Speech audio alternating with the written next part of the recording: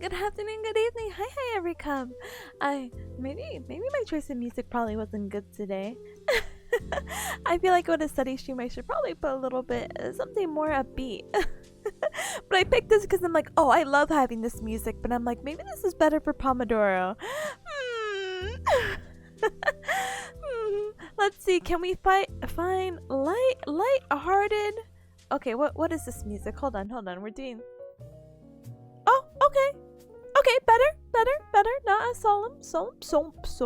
somber.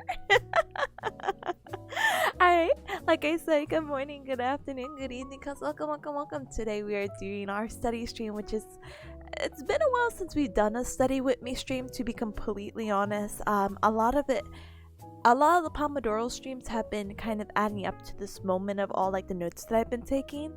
And in the next few days, basically all next week, I'm going to be doing study streams where I'm going to regurgitate all the information I need for the finals, because I have a final Monday, Tuesday, Wednesday, Thursday. Technically I have a final Sunday, but I'll physically be there. And I should be studying for that, but I was planning to meet up with some classmates later on. So because this exam is Monday, I thought maybe it would be best, like for my mental health, to look at least a little bit at it now. Sunday tomorrow I'll look at it again. Who is here? I'm also sharing this with my classmates, so again, I also want to apologize if you see anyone else in here. Hopefully they won't type, but if they do type, then well, gosh darn it. Anyway, so I thought it was just best to space it out because it's happening on Monday, and no, I am gonna cram the entirety of Monday. You know, I might as well not do that. I hope you've been doing super well. Happy Friday to you all, Cubs. I hope you have a wonderful day today and a wonderful weekend. Let me go ahead and say my hellos. Let's talk about more about how we're going to be doing neuro today. This stream might not be as long as I would like, but around 2:30 to possibly even 3, maybe anytime between 2 p.m. EDT or EST to 3, I might have to like start cutting off for end stream. So it's already 11 right now, so I'm kind of like it's just because I want to leave to go to campus before any traffic, and I told again my classmates that I was meeting them, so anyway, my hellos. Hi Mach, hi, welcome. Bearcat hug to ya. You have the day off from work so you can watch the start of the stream. You are absolutely precious. Absolutely no hacking worries. Thank you for joining. I appreciate ya. Thank you. Hi Ronta, hi. Good morning as well. Hi Ronta, hi. Yo, have you been resting? Did you get a better rest yesterday? Asking for a friend, and the friend is me. Okay. Welcome. Hi Pata, hi. Good morning. Hi Sunny as well. You have to lurk. You're at work. Absolutely no hacking worries. Go get the money, honey. No worries. I know it's a little bit like I feel like I'm streaming at a weird time. Hi Starbucker, hi. Welcome. You're gonna grab some lunch. Ooh, eat something super yummy. Cheerios again. But I have some leftover pasta alioli, so maybe I'll go ahead and eat that, you know? So, paws crossed that that's still holding up pretty well. But yeah, final exam study, let's go! Thank you for the good luck, and hello classmates. That's so cute. What the actual heck? Thank you. And hi Jack, hi. Good morning to you. Haven't had a chance to watch your stream since Babby's Bites. Oh, absolutely no hacking worries. I feel bad. So I feel bad, quotation marks, I guess. that you caught me in a time where basically I have to be studying, but I'm glad that you're able to make it. Welcome, welcome, welcome. I promise I also game. I do the things. It's just right now I am in graduate bearcat school. And I had finals next week, so I had to politely regurgitate like all the information politely. And hopefully we'll go super well. But welcome on in. Today, I've been making a Google Doc notes that again I've been sharing with classmates. So if you see anonymous narwhal or whoever, apologies. But I made a Google Doc for a neuroscience final exam. Basically, I've divided it into units 11 and 12, but the final is actually cumulative. So that's something we'll worry about on, I don't know, Monday. But unit 1 is going to cover the cerebellum, the basal ganglion, and if you're like, what the heck are those? We'll talk about that, how that structure looks like, where it is, and what it does. And then again, I had different lectures that are going to be divided about like the functional regions, some of the disorders you can get with the cerebellum, the anatomy of the basal ganglion and how important that is and where it is, because it's kind of like, oh, that's a new term, I guess. And we could talk about something, how do you call it? Something a little bit more common. I'm sure most of you cubs have heard about a Parkinson's disease, and now we'll get to learn a little bit more about it, as well as Alzheimer's. Then we'll move on to Unit 12 if we do have time, and we'll talk about the limbic system and basically high order cerebral functions, and we'll talk about like how the limbic system has this abbreviation of HOME, where it takes care of the homeostasis or the balancing of our bodies, olfaction, which is just a really fancy way of saying smell, memory, and emotion, and then how sometimes if you have a lesion in the limbic system or there's something wrong, people can act in really funky ways, and we'll talk about how they can act in a little bit. From there, we'll move on to high order cerebral functions, and we'll talk about basically our hemispheres. What are your left dominant hemisphere, which most people, if not all people, are, and then right non-dominant hemisphere. We'll talk about the frontal lobe, and that's going to be the summary of units 11 and 12. Again, everything cumulative is going to maybe be copied and pasted from the other study guides, and we'll talk about on Monday. Yeah, maybe. Hopefully. But I'm glad I can offer chill vibes, yo. Sorry. Narwhal, yeah. So far I have a narwhal in this document, and I have a dinosaur. We'll see what other wacky people come into the chat. Hi, Gone, by the way. Hi. Welcome. Good morning. Hi, Selec as well. Welcome. Oh my goodness. Let me give you both shout outs. One moment. Da. Alright, so I know I've had this study stream for a little while. I was kind of having like an issue, but like I didn't know where to start. And obviously it's like, yeah, tip to start from the beginning. But I might have to, go from the review chat just because of the limited time that we had. Because I would love to go over this. Look, I made this on MS Paint. Are you guys proud of me? Does the MS Paint show? But we'll talk about this in a little bit. I think the order of this course is kind of doggy doo-doo sometimes. Because why are we talking about the basal ganglion in like the first lecture, but the first lecture is supposed to be like this cerebellum, huh? Hi. Dang, bearcats are so big brain. Hope he rubs off on this little willow wisp.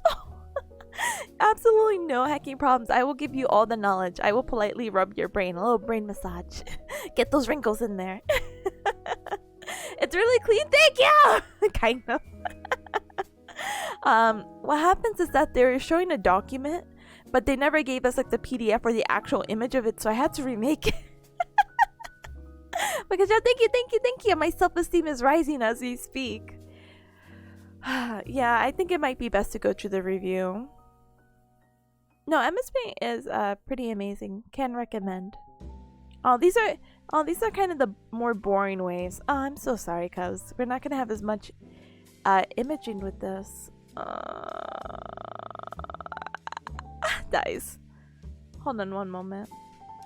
Do I have a picture of the cerebellum? I mean, technically I do, but hold. We'll go over here and let me grab at least a picture so we have our basis of like, all right, Tippa, where are we looking at? And I'm like, well, we're looking at here, and it's like, where's here? And it's like, oh. So we'll get this going over here. So, Tip, have you lost your cerebellum? I have. My coordination absolutely sucks. Self-esteem as tall as Tipany's neck? Really? For real? I'm gonna go through the roof. Wah! The cerebellum's the little thing on the bottom, the back of the brain, right? Yes! So right here we have highlighted in blue. I know I am slightly covering it, so I'll try to bring it a little bit your way. Our brain is obviously not blue. This is just highlighted for purposes to identify that this is our cerebellum. Well, now we don't really think about much of our cerebellum. We like to think more of our main hemispheres, like the left and right, and that's going to be referred to as the cerebrum. But in this case, again, we're talking about the back of the brain, and we're talking about this small portion cerebellum. So they have three main functions. So the first one is going to be like the synergy of movement, and basically it's just responsible for movement. Synergy is a really fancy way to be like the harmony or the getting along well together aspect of movement, and it allows two segments of our body to move like in coordination. So what is a good example? And anything really, just like walking, I think is probably your best example of like, you know how much muscles and like everything that you do with your legs alone, not keeping in mind of how your arms do like a pendulum swing. All that coordination is going to be responsible through the cerebellum. In addition, it's going to be responsible for the maintenance of upright posture. So basically keeping yourself up, not for anything. I know we can slouch and everything like that, but for the most part, like, you know, we slouch when we're tired, or maybe we have a really, really bad posture, but for the most part we keep ourselves up, and the cerebellum is going to be responsible for that, for maintaining, you know, one's position and quote unquote space. And then another thing is that it's going to also help with the maintenance of tone, helping us maintain the tension and firmness during a muscle contraction of whatever we do. Like, again, our bicep curls, or maybe we're trying to straighten out our leg. It's going to help maintain that. It tries 10 out of 10. Huh? If you want one, you can reorganize at Google's diagrams.net. Oh, new resource dropped. Let me see. Hold on. Oh, wow. Oh my gosh. Thank you for the resource. I will definitely have to check it out. I am a Google Doc fanatic. As much as I really like handwriting my notes, there's just a bunch of information in this program that would take me 500 years to write. And so I like kind of condensing condensing it into a Google Drive. And I say condensing, and this document's like 157 pages, but we don't talk about that.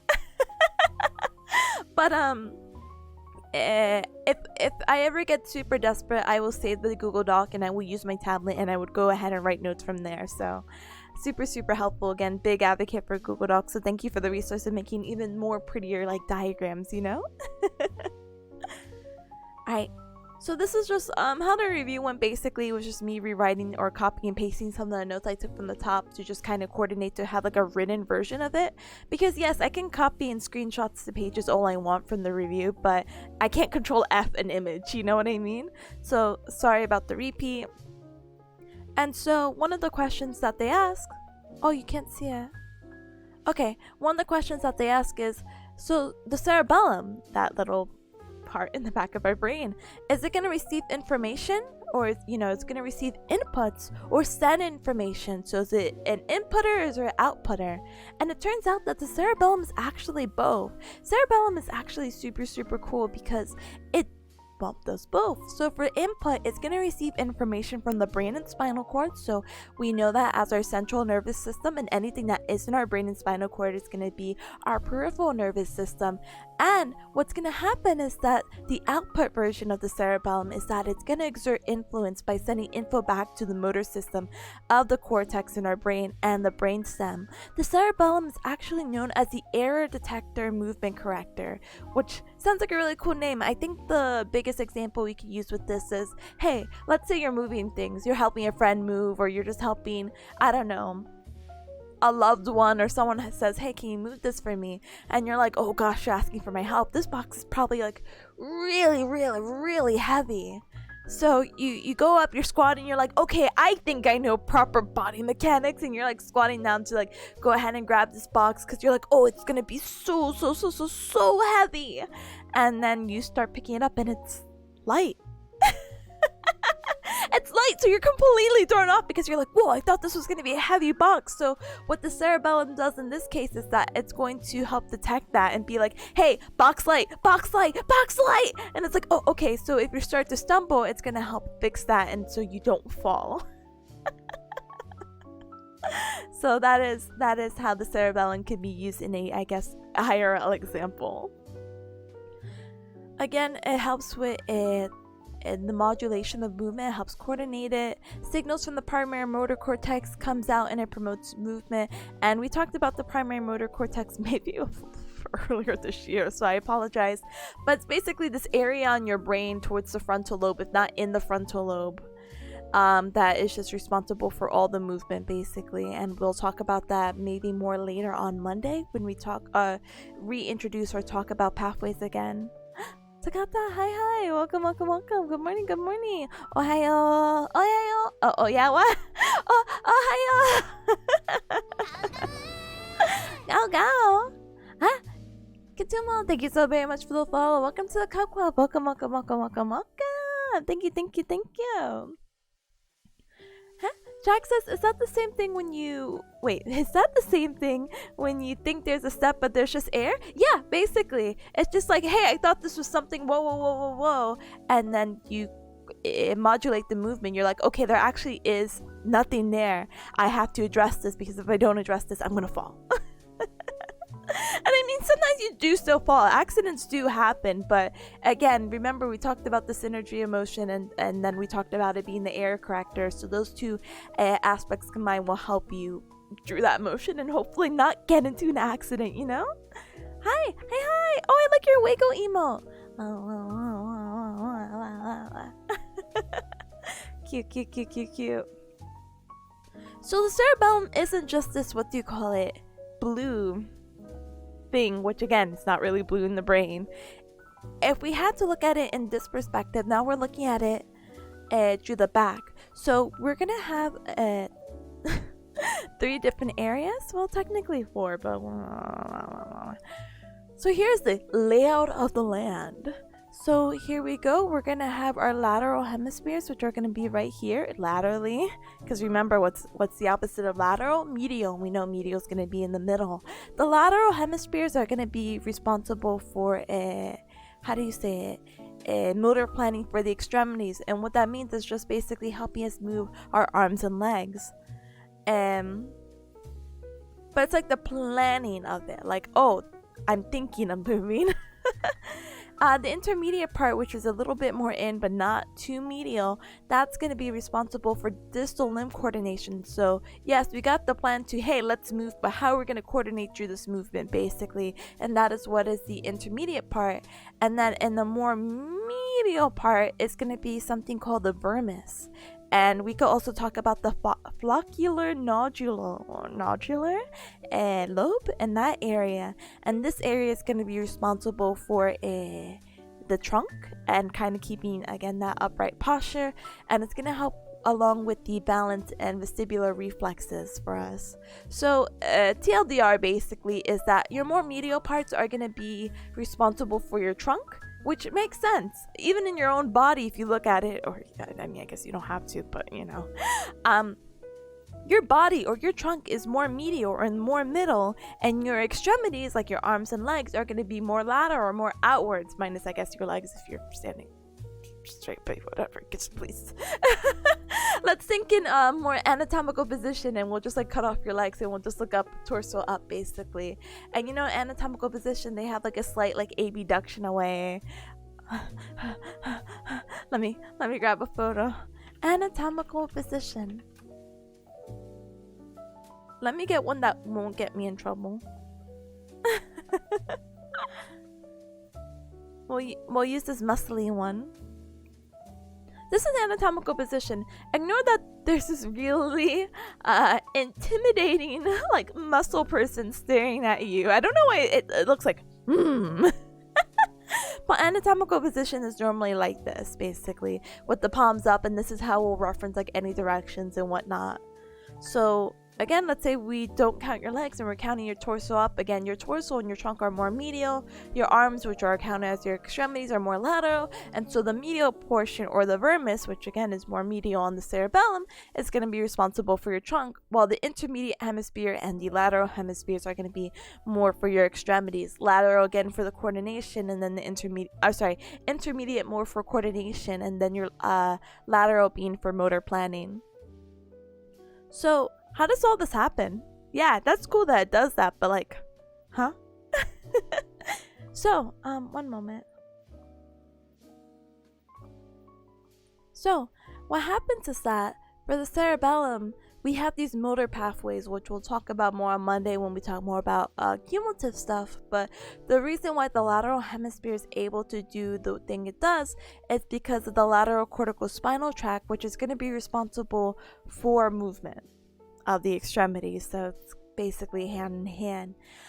For the intermediate hemispheres, which again we help with coordination, that's going to be both the lateral cortical spinal tract and the cerebral spinal tract, which which we'll talk about a little bit later.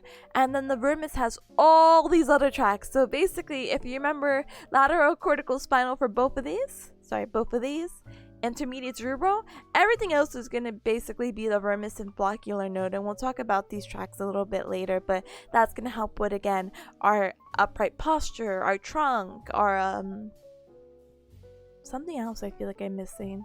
Oh, sorry, balance, yes, and our balance and vestibular reflexes. So ta-da!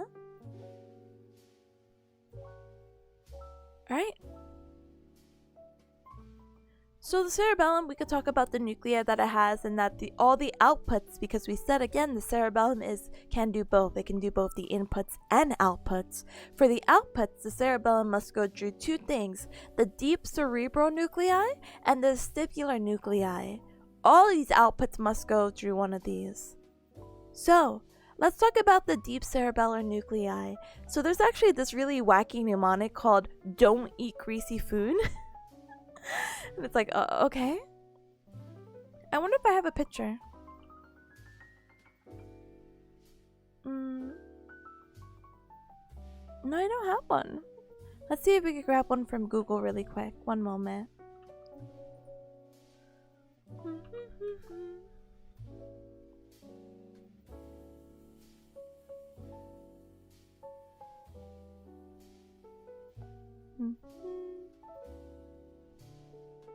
I don't think there's...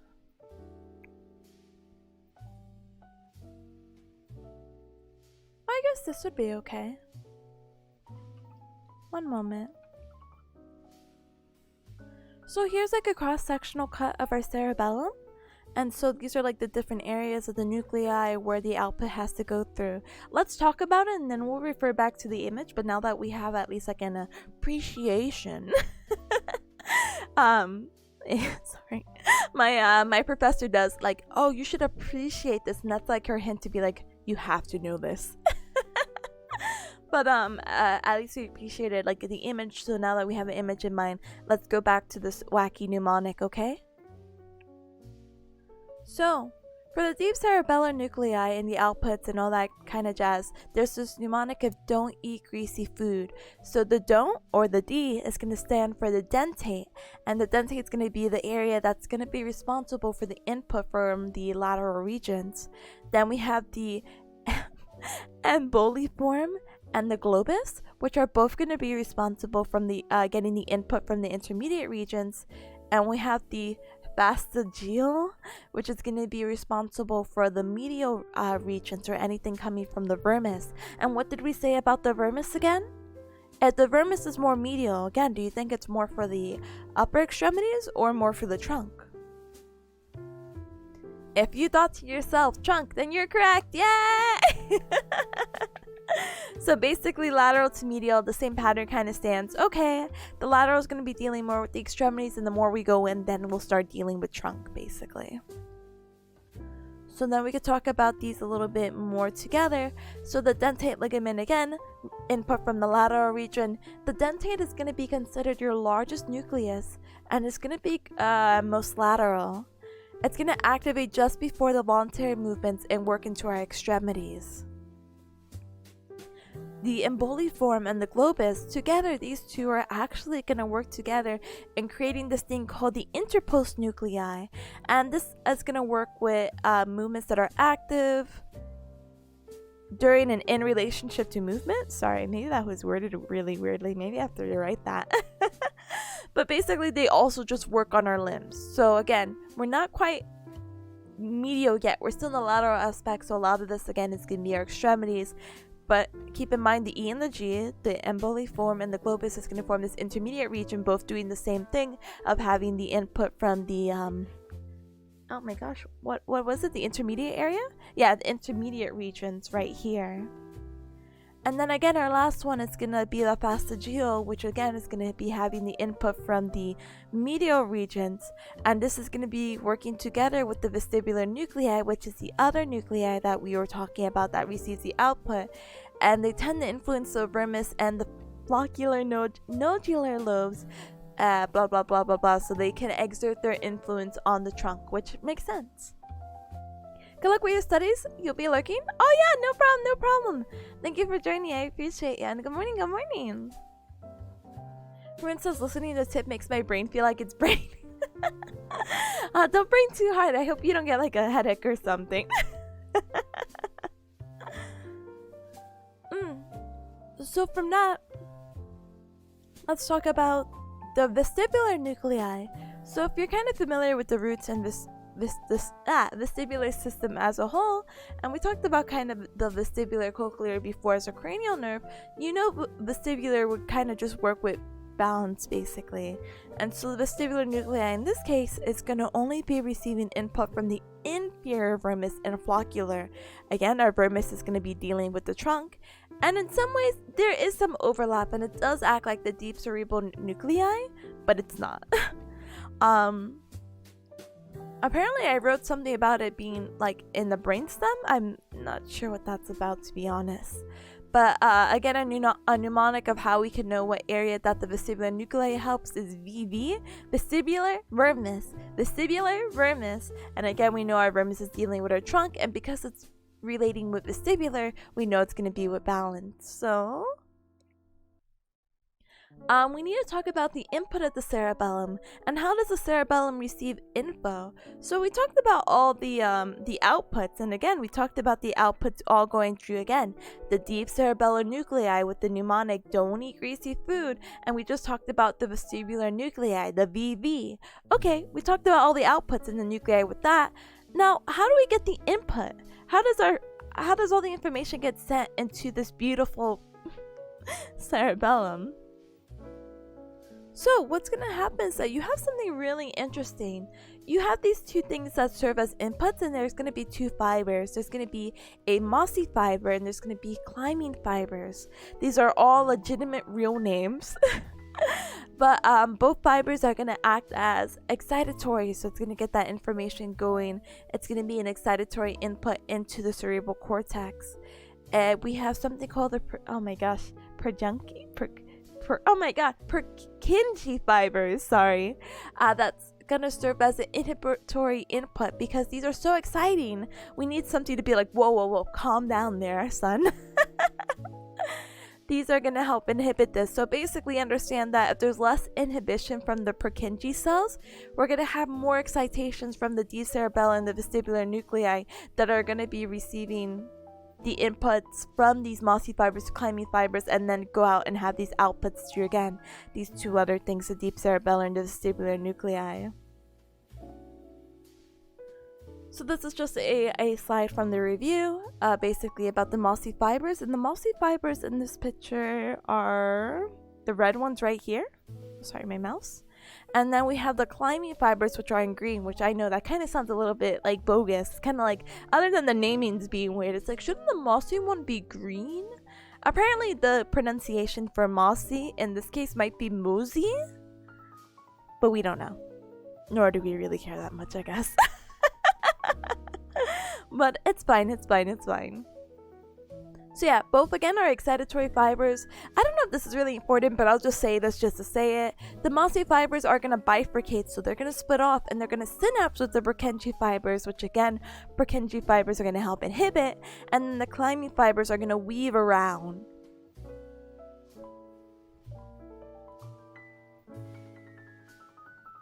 Okay. So we could see, again, right here in the green, the climbing fibers, we could see it, I guess, bifurcating, synapsing here, while the climbing fibers are going to weave around. I'm sorry. And then the mossy fibers, again, are going to bifurcate, so they're going to split off, which is why we may have, like, multiple reds in comparisons to the green, and then they're going to synapse somewhere. Shrug. Here? Is it this tiny little bit? Potentially. So okay, we talked about Purkinje fibers. What happens after the synapse, especially for like the mossy fibers? So let's talk about it. So the Purkinje cells are going to send info down into the deep cerebellar and vestibular nuclei. So our excitatory fibers are going to synapse with these inhibitory fibers, or the cells, the Purkinje cells, and they're going to send down information to our two outputs. Remember, it has the inhibitory input, and thus it's going to inhibit the deep cerebellar nuclei, which are excitatory outputs. So again, therefore, if there's less inhibition from the Purkinje cells, so if we have less of that working, we're going to have more excitation of the deep cerebellar and vestibular nuclei.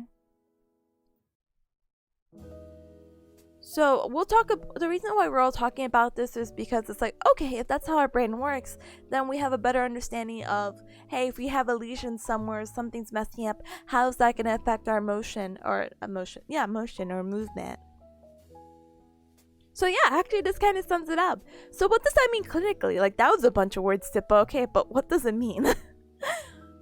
So if you have any deficits in your cerebellum, you're going to end up with ataxia, which is going to be like irregular, uncoordinated movement. So you're just basically walking really funky. And it's kind of like, well, Tippa, I already walk really funky. And I'm like, maybe you should go see a doctor. But let me see if I can find ataxic gait. I got some defects with Riz. That's so smooth, dingus. What the heck? I'm so sorry. We'll work on our Riz getting together, okay? Welcome. Let me give you a whole hecking shout out, and let me copy and paste this video over. So, as you see, this guy is walking. He's gonna have, let's say he has a lesion of some sort in his cerebellum, so he's gonna end up with ataxia, and again, that's gonna be uncoordinated movement, and so we can use an example of ataxic gait. And so look at him walk.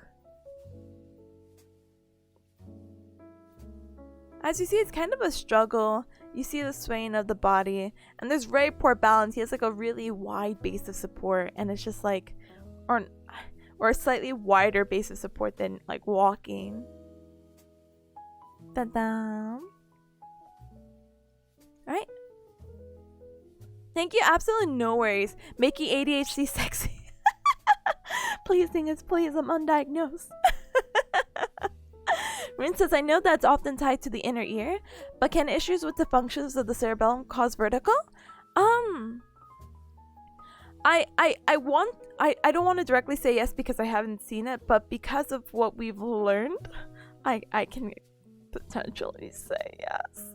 The reason why I say that again is because remember, one of the outputs of the cerebellum is the vestibular nuclei, which does deal with some of our balance, but there might be other reasons of why a person might have vertigo, you know?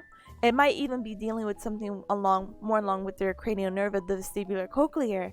It depends. I hate using that answer. All my professors are like, oh, well, but it actually depends. And I'm like, but I get it. So basically, if we understand what's happening with the ataxia, and we saw that example of the guy walking really weird and really uncoordinated, let's say we have a lesion in the lateral side. Remember, we talked about that being our limbs and our extremities. So I don't know if I'll grab a good hold on.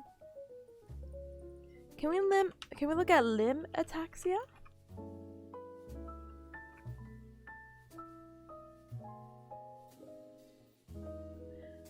Huh? Science bearcat is so powerful? Thank you. So I wonder, hold on.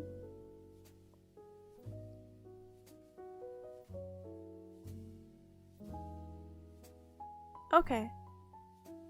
I guess this can work. So a really cool way to test for like limb ataxia and whatnot is this like fingertip to nose test. So basically someone will put their finger out as you see. The patient will touch their nose, and from their nose they have to kind of, not necessarily in a straight line, but they just have to like be able to touch the person's fingertips and do that several times. So let's actually go ahead and play the video.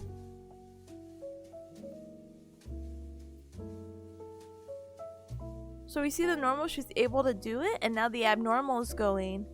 And as you see, she's having limb ataxia. So she's not able to do it. I think another test they do is literally just cross your leg. And that can be a good example of another like limb ataxia as well, that they're just not able to do it. Or they're having like extreme difficulties with it, when it's kind of like, oh, well, I can do this pretty easy. And it's like, well, can you? I don't think I see anything else. Alright. And then with trunk ataxia, I don't mean to keep like blinding you, like, oh, Tippa, you have dark mode, you keep blinding me. Dark mode, light mode, dark mode, light mode. I don't know if there's a good video for trunks ataxia. I wanna assume that you just can't stand up really well, or you don't have like great posture. Do they call it something else? Oh, truncal ataxia.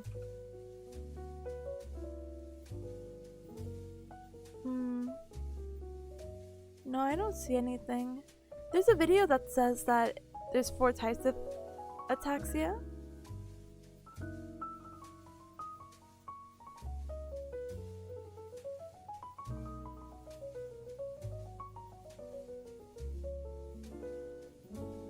I feel like these videos are slightly unsettling though.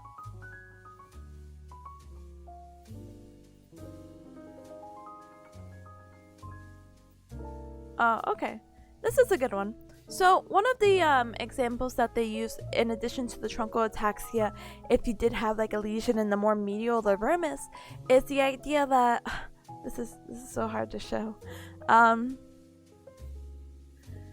haven't been to an eye doctor in 500 years, but I think they always ask like to follow their finger or something like that, or to like look at their finger and turn your eyes. And the idea is that your eye should still be fixated on that finger, and you could do the other side just fine, you know? I don't know if it's actually picking up on my model. But for people who have abnormal eye movement or maybe have a lesion, in addition to truncal ataxia, which again I couldn't find a video, when they're turning their head, you're gonna see this lady, it's like, okay, turn your head, but she just looks forward, basically. Her eyes can't stay there. Like her eyes have to go like follow the front of her head, basically. So that's that. We got the fingertip thing again, but not like in a line. I think this is just therapy or training, just to be like, okay, now point here, now point here, now point here. This I had no idea. I was just looking. I'm like, oh, that's kind of scary. Yeah, I was thinking. I'm like, some of these are like a little spooky. I think this guy's just following, but I don't think I saw any defects. But apparently, it's supposed to be a defect. I don't know. He's doing pretty well with his eye movements. I don't know. Maybe I'm a fake bearcat doctor. Not a doctor, by the way. But I think it was more, let's see. Like, this person's eyes they're moving, but you see how they're flickering back and forth? Do you see that? Do you see that? You see it? You see it? Yeah, that's not normal, my dude. It kind of just jumps. I'm so sorry. This gets a little creepy. I'm not gonna lie. But his eyes don't have like a smooth motion. Da-da! Alright, now that I'm done scaring you cubs, let me sip some water. I don't have any more water. I'm barely having any water, so I think after like another small segment I might take a little baby break.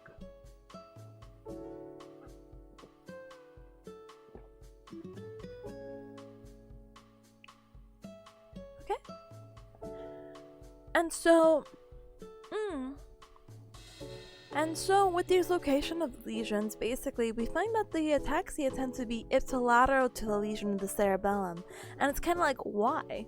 So earlier in the semester we talked about pathways, and we'll talk about pathways again on Monday, but basically the idea that a lot of your brain crosses over. So if like a signal sends from the right, if that signal sending from the right, it's actually for like the left side of your body and vice versa. But for the cerebellum, what happens is that if you had a lesion on the right side of your brain, and not in the cerebellum, just in general with the brain, and more maybe like one of your motor pathways, you're gonna have issues with your left side of movement. But the cerebellum is ipsilateral, so if you have an issue with the right, or a lesion, cut, damage, whatever, on the right side of the brain, the symptoms of ataxia are gonna show on the same side, hence the term ipsilateral. Ipsilateral just is a fancy word for same side. And it's like, why is that the case? That kind of contradicts everything we've learned.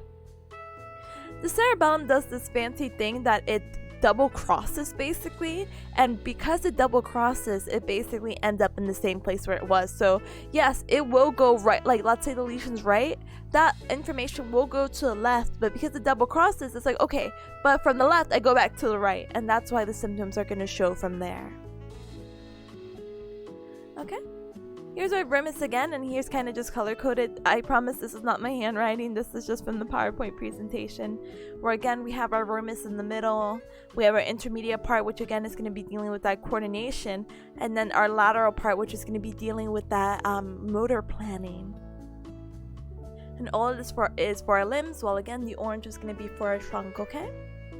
Why again is it ipsilateral? It's because it double crosses. The betrayal! The betrayal!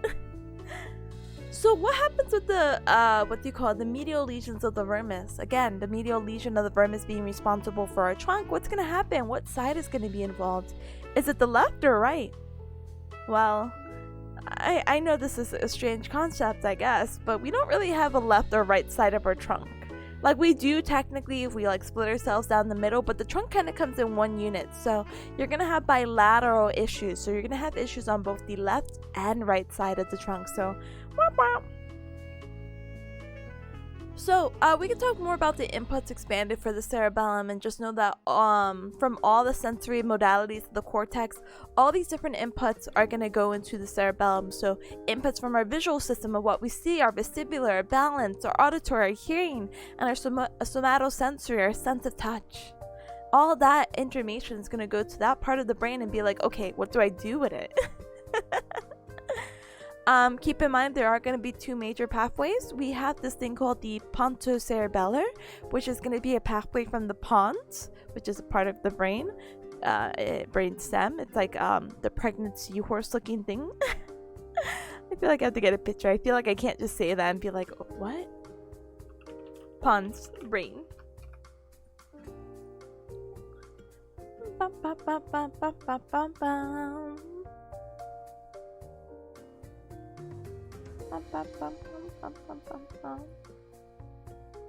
I don't feel like this picture does it justice.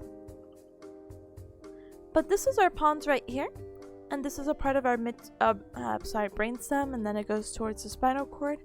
And then look, this is our cerebellum right here. So from the pons to cerebellum, we have this pathway that is named appropriately, named as the pontocerebellar, and this is going to be from primarily sensory and motor cortex and part of the visual cortex. All that input's going to be going from here, and then we have the spinocerebral pathways, which is going to be from the spinal cord to the cerebellum. So like slightly below the pons is the spinal cord, and that's going to be a pathway from there to cerebellum, and there's going to be 4 tracks.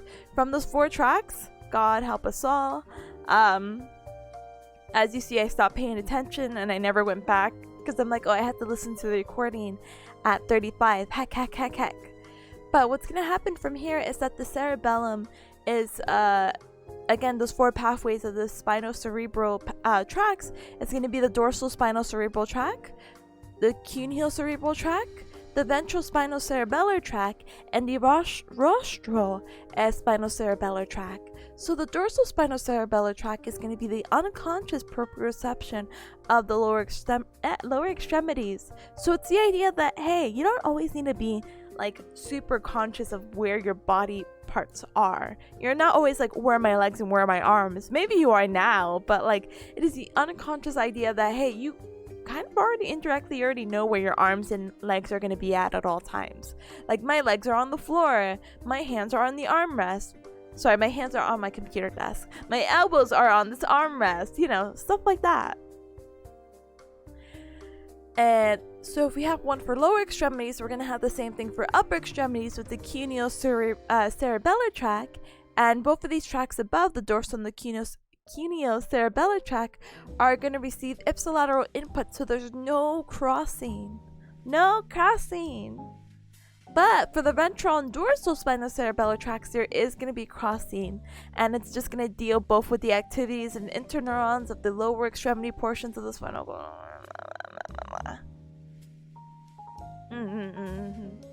Anyway, we could talk about vascular supply, and I think, hold on. Yeah, and then when we get to basal ganglion, I'll take a little baby break so I can grab some more water because I feel hoarse. This is just like a very tiny baby picture, but this is basically the picture of how the pathways go and if they cross or they don't cross. But we know because these are the spinocerebellar, ventral, and rostral that they are going to cross, but our dorsal and cuneo-cerebellar won't. It's going to be ipsilateral. They're going to stay at the same side. So, vascular... Oh my goodness, Runes, here you go. Sorry, here you go. The cerebellum. So we could talk about the vascular supply, which is super important because our blood provides the nutrients and the ability for that portion to function, because if it didn't, then we'll have like, you know, oh no, we don't get like blood there, oh, we're gonna get necrosis and this is not gonna function basically. So one of the things that we need to know is the pica, which is this branch down here. Where's my mouse? Pica right here. Posterior inferior cerebellar artery, and this is going to branch off the vertebral artery right here, branches off, and it's going to, if you could imagine, the pica, the posterior inferior cerebellar artery, is going to be supplying blood to the posterior and inferior side of the cerebellum. I know, quite amazing. I love when namings align. Sometimes they really don't. But let's talk about that the pica and the SCA, or the superior cerebellar artery, which is going to be up here. Both this, the SCA, superior cerebellar artery, and the pica are going to be something that are most commonly infarcted, so they're most likely going to get damaged. So what happens is that if there's any or blocked, if there's any issues with that, what happens is that people are going to end up with vertigo. So there you go, Runes. People can end up with vertigo in this way, and a sense of the blood supply being cut off or damaged or interrupted, blocked, etc. They may end up with ataxia, and we talked about ataxia with the uncoordinated movement, or they may end up with HAs, which are just headaches. Let's talk about the ICA really quick before I scroll completely down. But the ICA right here, we could see it right here, and now let's scroll. So the ICA here, if we have any like lesions or infarcts or whatever, you're going to end up with unilateral hearing loss, because what happens is that the ICA is also a very important artery that's going to supply the internal auditory artery. So if you lose the ICA, you lose 1/2 of your hearing. Ta-da! The pica, again right here, we talked about it supplying this, and we talked about there's an infarct, again, vertigo, ataxia, and headaches, but you might also have ipsilateral ataxia with brain sign lesions. And then if you had a lesion right here with the SCA, you're going to end up with the same thing, ipsilateral ataxia, but without brain stem signs. So basically, pica and SCA are basically one of the same with the same symptoms, but the main difference is that pica, you're gonna have ataxia with brainstem signs. And what does that mean? That's a great question. I don't remember, and I have to go look it up. I think it's the idea, and I wish she reminded me, but I think it's the idea that if you close your eyes, does your balance get better or worse? And I think if you have brainstem signs, that doesn't matter if you close your eyes or not. Your balance sucks either way. Let's see, brainstem signs with ipsilateral ataxia.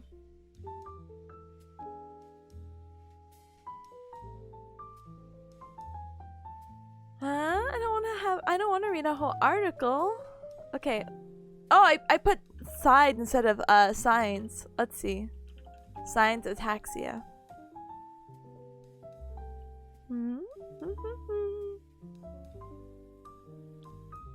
Why might I have to ask about this? Because I am not receiving the answer right now. Huh? Maybe KenHub could help me. KenHub has been like a really awesome resource. Will it help if I write brainstem? Brainstem?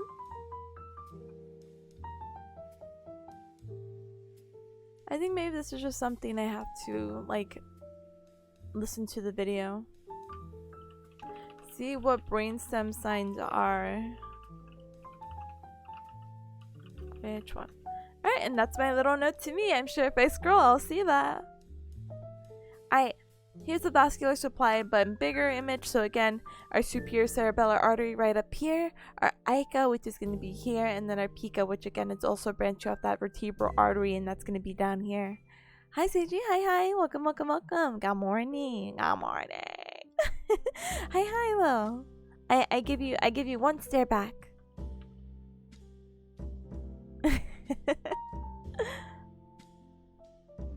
Yeah. Thankfully, these names right now are pretty, like, self-explanatory of what regions that they're going to supply the brain.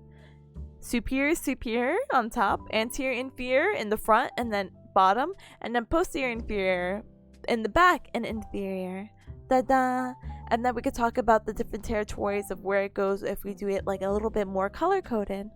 Oh my goodness. Wait. Hi Monte, hi, good morning. And hi Sak, hi, welcome. Are you excited about your birthday weekend? And hi Harris, hi, welcome to the Cocktail Chat, welcome. Are you studying neuroscience for fun? No, unfortunately I'm not studying for fun. It is a part of my course, but it's not necessarily my main field of study, unfortunately. I think neuroscience is really cool though, but I don't think I'm going to be specializing it in anytime soon. The reason why we have to learn about neuroscience is how it can affect people in the world of rehab. So it can be very neat, and I like when it's actually like applicable. Like, oh, people have vertigo? Why could that happen? Oh, well, it might be because they have an infarct in either one of these arteries, the PICA or the SCA. Da-da! But if you're studying neuro, or if you need help, I got you. Handshake emoji. Hold on, I'll put it in chat so it's official. Tip is a big brain bearcat? I am. I gotta go see a doctor or my head will explode.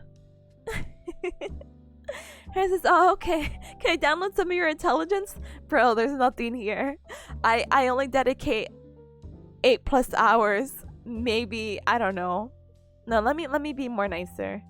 Oh no, I guess I can't. To myself. I tend to do really long study streams, or like Pomodoro focus streams that I feel like last from like anywhere from 5 to 8 hours on Monday, and then I slack off Tuesday, maybe Wednesday, and then Thursday, Friday I'm back studying. So I only study for like, I don't know, 16 hours a week at most, maybe. So it's technically like a lot of time to dedicate, especially we're working and then actually still doing school stuff and whatever. So I don't blame you, honestly. So a lot of it's just dedicating to time, but I don't have the brain power, and if I did have the brain power, I wouldn't have to study for so much, you know. Why do I have vertical? I don't know, Zach. Go see your doctor. I no longer do the study of things, but I failed psychology a while ago? Oh no. It's okay. Do you mind sharing what you were studying? I don't think psychology can be too bad, but it can be kind of overwhelming depending on which category you go, or like if that was your major, then oh gosh, I'm sorry. But yeah. You wouldn't download a brain. I would download a brain. Give me that brain. Oh my goodness. Thank you for the inhalation of air redeem. I technically did it by joking around with the downloading a brain, but I will now take a moment of silence to inhale air.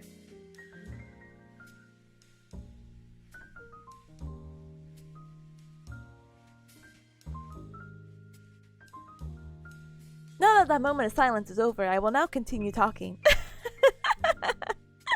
But you're actively studying, so that makes you more applied than many? I guess. I guess right now it's technically active studying.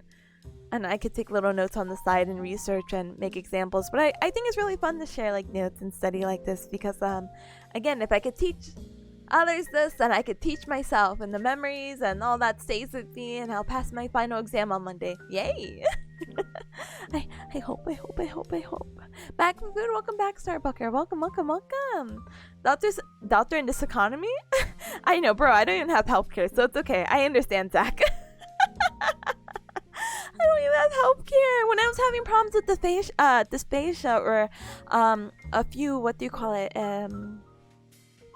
weeks or last month, I was having issues with swallowing. Like I was choking consistently. Like it could even be my saliva, and I'm like, I was gonna go see a doctor, but then they said it was $300, and I was like, and they're like, that's just to see them. That's not the treatment because you don't have insurance. And I'm like, oh, but insurance is $300 a month, and I'm a pretty healthy individual. So I ended up going to urgent care, and I ended up going to one that that was more money than I expected. It was $100, but it was fine because the lady was super nice, did the testing and everything for $100, and she's like, yeah, maybe it will resolve itself. We don't really know why that's happening, but you could take omeprazole over the counter. We'll give you this prescribed, but if it's like not within your means, again, you can get a lower dose over the counter and like take it twice. And I'm like, and thankfully right now my swallowing has improved, but when it gets late at night, I still have like some difficulties, or I feel like I'm like dying. But like I try not to eat late at night anymore either, and I'm talking like late at night, like 8 or 9. I think I just get tired. Z. I passed my master's in business. Let's go! Educated cop, let's go! No, that's so exciting though. I'm proud of you. Happy belated congratulations on getting a master's in business. I hope it's been treating you super well. Oh, it's on Monday? Good luck. Thank you. I have so many exams, so I cry every single day of my life. Sometimes I call the triage nurse if it's really bad. Yeah, same basically. I'll go to urgent care and be like, please, doctor, this is outside my means of Googling. What's wrong with me? Anyway, so going back to the vascular stuff, so I can actually I might take a baby little break so I can chug water. But in the green we have the superior cerebellar artery, because again it's going to be treating the superior part of the cerebellum. We have the anterior and inferior, so anterior right here, inferior on the bottom. And then we have the pica, which is going to be in the posterior, which makes sense, it's in the back and it's on the bottom. So this is the same information that we talked about, and then we could talk about disorders a little bit more. But let me actually do hydrate. Yes, I will have to BRB though, because I've you hear this? Hold on. That's as much water as I have in my gigantic water bottle right now. If only it was a more impressive subject. No, stop that. Business is a very impressive subject, and what you do of it can lead you to many places and all that other stuff. I don't want you to, what do you call it, downplay like your achievement or anything like that. To get a master's in that, it's really neat. So again, belated congratulations. I'm sorry, I promise I would have more energy or more blah in my voice, but just know I'm proud of you, okay? It's hard to get education. But yeah, I hate when your body betrays you. I got woken up at night randomly with chest pains, and doctors are like, "Yeah, you might be having a heart attack. Or your chest may be growing." So this is maybe TLDR. When I was young, I used to have extreme chest pains to the point that I was like paralyzed on the floor. And I was like, I remember my brother was living with me at the time, and he's like, maybe it's just your chest growing, and I'm like, it is it? Oh. And I mean, it's never happened since, so I don't know. So I get really spooked. I feel like there's these other random chest pains that may occur that apparently are normal, quotation marks. If I find a name, I'll come back with you, and I'll be like, hey, there's nothing to worry about. Yay! Like, the chest pains that I experience, that sometimes it's kind of hard to breathe. Sometimes. But apparently that's a very temporary thing that happens, and it's harmless, quotation marks. Yeah, maybe stress related. Although anatomical diagrams are really uncomfortable, I'm so sorry. Looking at the cerebellum, to be honest, is even IRL is it looks saggy and soggy, and it's not pretty to look at. I can scroll up really quick, and then I'll politely BRB and do a little raffle, okay? So let me go ahead and do that, because I'm trying to chug. I'm trying to chug some water, please. And life will be good, okay? Oh, wait, one moment.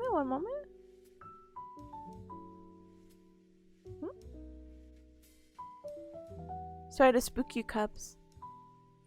Hold on. Let me BRB. I keep saying that, but my classmates are sent me something about a unit review, so I'm gonna politely look at that, okay? And also grab water to BRB!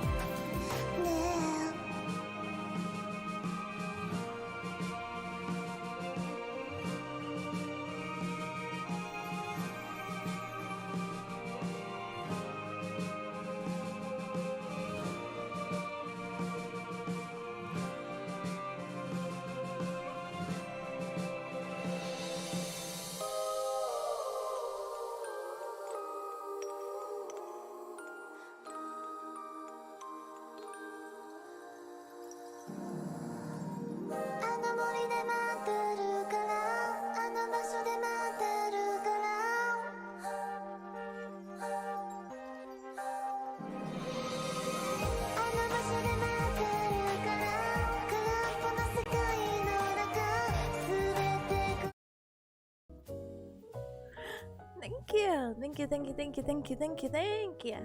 Thank you. If you're curious about the song, I have a little command right here as well. And then I am eternally grateful for how cute the what do you call it? The BRB screen came out. I'm gonna link her excuse me, I'm gonna link her Twitter right here. Give me just one moment, okay?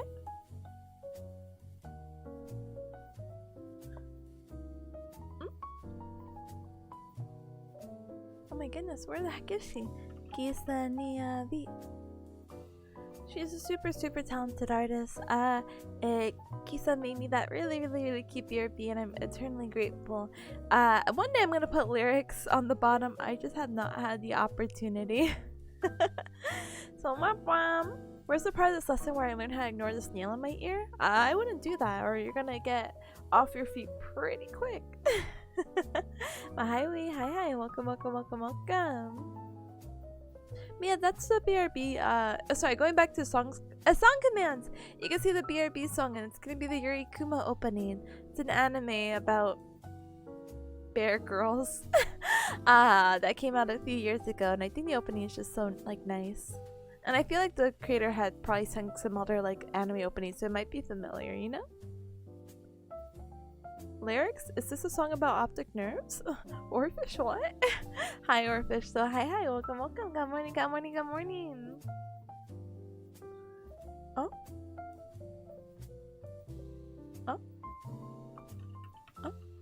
Hold on. So I'm like, I'm supposed to be studying, but I think I took like a mental break, and I'm like, I'm just scrolling through, I'm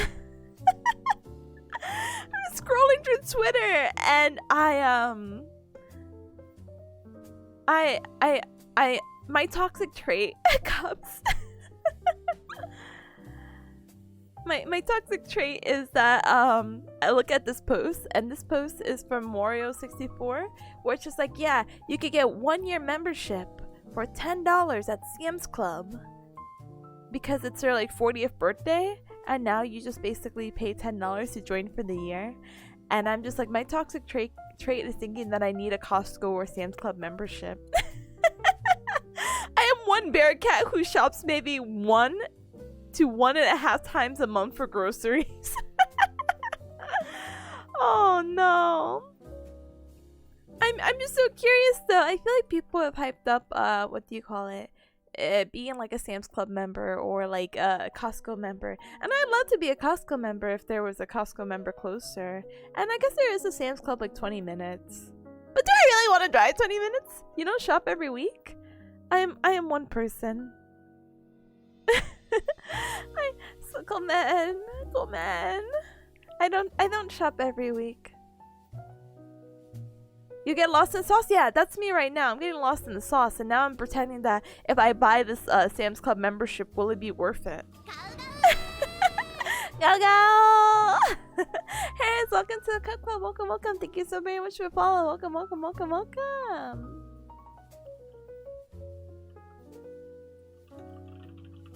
And you know the reason why I probably bring it up, and I'm so sorry. Should I put like an intact tiny baby break? Here. Oh no, I can't write in this document because people are gonna be like, oh, what's that tip? And I'll be like, oh, I'm streaming.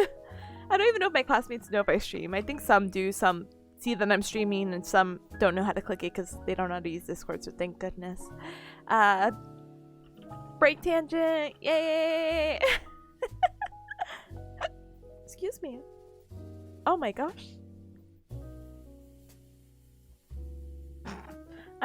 Graphic design is my passion. Where? Huh? There you go. Break tangent. Yay! But no, seriously. I think one of my things that I was like really set on was Costco was having like some oh my goodness, how do you say a deal on the Nintendo eShop cards or the gift cards, and I'm not really big into that. Like, I'm like, okay, gift cards, whatever. But I really wanted to get the gift cards, Costco memberships on sale, because I think if they were like $10 off or something like that, so you would be spending $40 for $50 worth of Nintendo goods.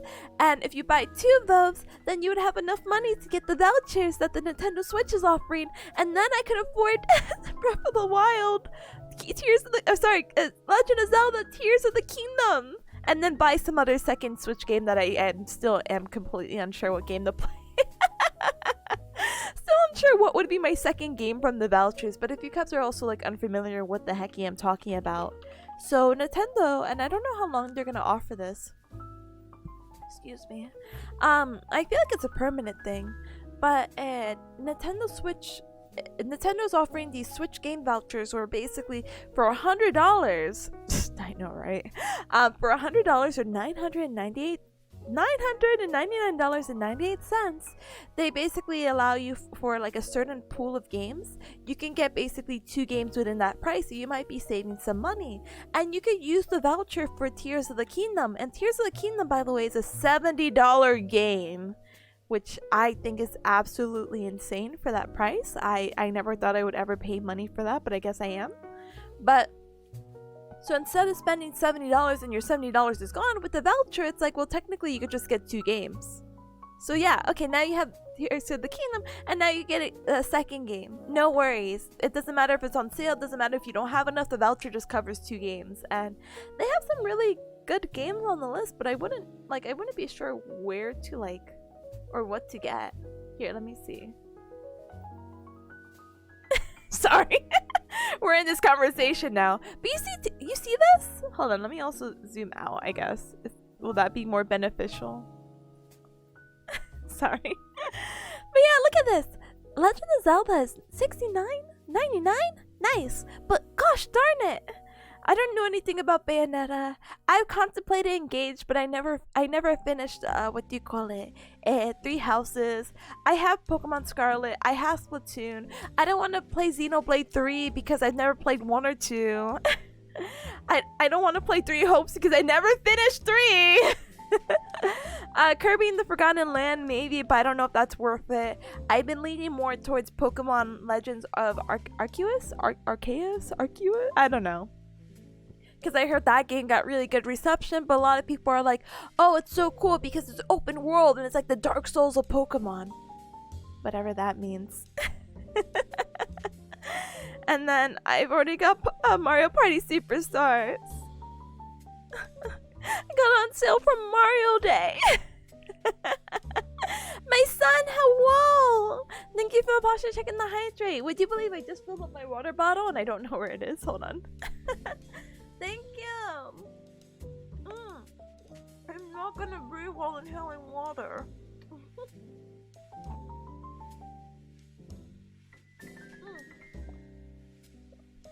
Thank you for the hydrate though. Thank you. I will now take a deep breath.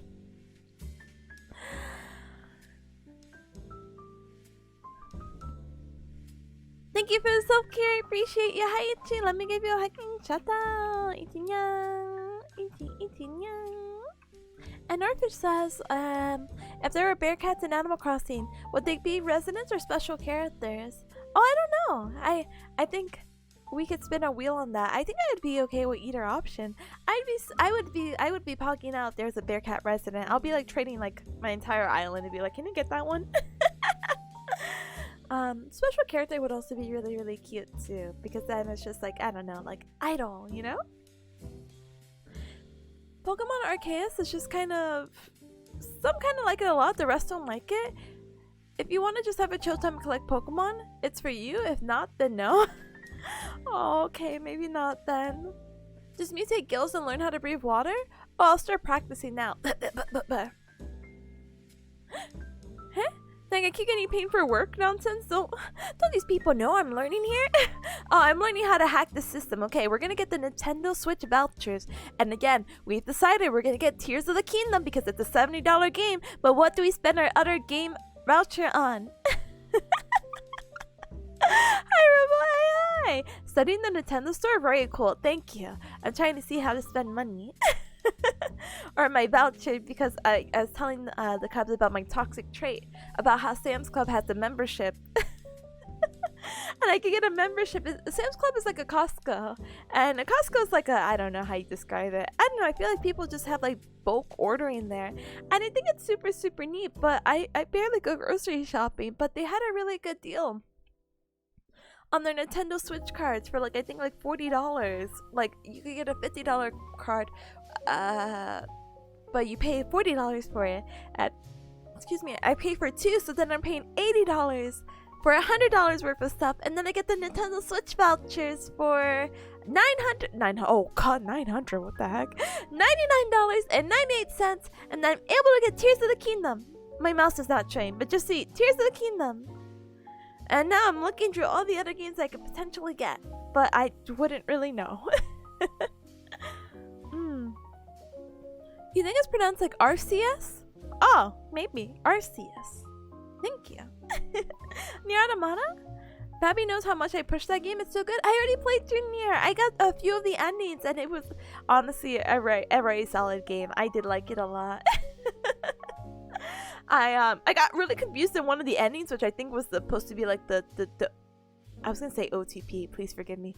The true ending, but I was like, huh? All the other endings though, and getting up to that part were very neat though. Can like it. What do you look for in a game? That's a great question. I'm not a gamer, so I don't know. Hi thoughts, hi, welcome as well. Oh my goodness. Hold on. I promise I'm gonna get back on topic. I don't know what I look for in a game. Is that bad? I'm not necessarily picky. I think I'm just cheap. Sorry. So if I'm like, $60 HD remake, nah. But the new Final Fantasy rhythm game is out. I've never really played Final Fantasy. I just recently played through Crisis Core, Final Fantasy 7. Yes, the prequel with Zack and all that cool stuff, and how it made me cry at the end. But I just recently experienced that for the first time, like what, a month or two ago? So I'm really new. I don't think I would get the rhythm game. Cheap and Nintendo doesn't mix. They don't. That's why I'm trying to cheat the system with these vouchers and the Costco and the Sam's Club, and you know it doesn't even matter because I don't have any memberships for either one. So what does it matter? How about Pokemon Snap? I think Pokemon Snap is cute, but I played the original when I was a baby, you know. So I don't think I'm like in any rush, but I did want to play it. I just don't think I would want to pay it. Like, I mean, no, I'm not really paying $60 for it. Like, I don't know if I would want that to be my second choice. Do you prefer action, thinking about a game's tactics, or something more chill? Probably something more chill. I think I told you, Cubs, but for Fire Emblem Three Houses, I was so excited because I heard such high praise about it, and I was like, I've never played a Fire Emblem game before. I've never really played a strategy game before, and I was playing it, and I like lost to the tutorial, and I'm like, well, not the tutorial, not the very beginning, like when you're fighting with your like dad, like the first battle with all of the three houses, and I'm like, what's happening? So very sad. But yeah, I'm down for anything. I just maybe will not have like a, I don't know, a background in it. That's the issue. Like I heard really good things about Bravery Default, but I've never played it. And I guess Mario's cool and stuff, but I'm not like, oh, I'm gonna play 3D World or Bowser's Fury, you know? Shrug. Because I've never really played. The only Mario game I've actually played was Super Mario 64, which is from the collection that they had on Switch that was released like 2 years ago at this point, it feels like. And I didn't even get to finish it, so. Nintendo over here still charging $60 for a 6-year-old game? It hurts me. It hurts. It's got the music, so give it a look if you like the soundtrack. The art is also super cute. I think the music for Final Fantasy is good. I just don't think I have like the foundation, or I love rhythm games, don't get me wrong. I don't think I am enough of a fan to buy a Final Fantasy rhythm game at this time. Kirby's Return to Dreamland, Live Alive, or Pikmin? I've never played Pikmin though.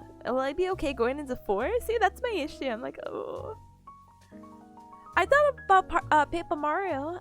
This is gonna age me, but I played I feel like I'm saying it like with an accent. Paper Mario.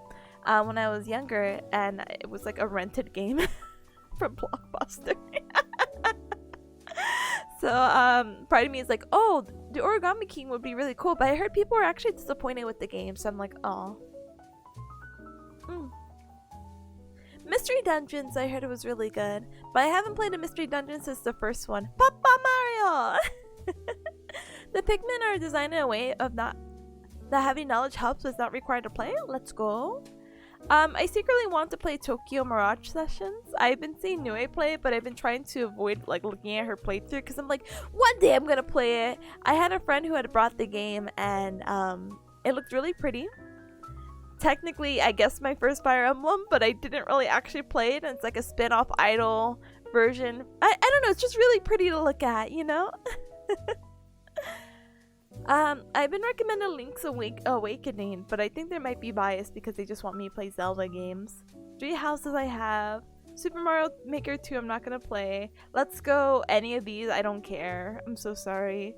The World Ends With You, I'm super curious because I want to play the sequel that came out recently. But $49.99, you know? I like the game. But I haven't really heard much about the second game, whether it was good or not, you know? I haven't played Bayonetta, but I don't think I'm gonna be playing Bayonetta on the Switch, you know? And plus I need to play Bayonetta 1. Hello? Splatoon 2, I don't think there's any reason of going back. I think I'll just read up on the story if I get super into Splatoon. Xenoblade Chronicles 2, I haven't played 1. And all these other games that I either have or whatever. Thank you for coming to my tip talk. Alright, let's get back on session because it's almost 12:30, but let me also hydrate again. Link's Awakening was my favorite Zelda, but everyone likes old school Zelda. I've never played old school Zelda. Breath of the Wild was my first game, so I'm kind of like,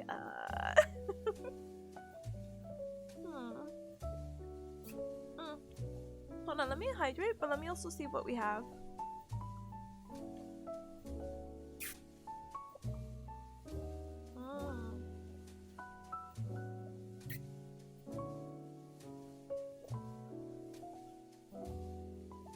Okay.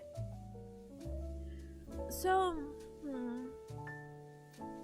it's 12:30 now. There's only a little bit left. Let's go through the rest of this review of the small section of the PowerPoint, because again, I'm going to be back on Monday studying through all this. Let's try to see if we could do some quiz questions afterwards, or like Quizlets and whatnot. And though it won't be like the main stuff that we're looking at this time, it would be a good review to at least look at it once and think about it, you know? Hi Baz, hi, welcome. Good morning. Dead? Why? Be alive. Happy Friday. Welcome. I'm getting a lot of inhalation of air redeemed, and I don't know how to feel about it. Okay.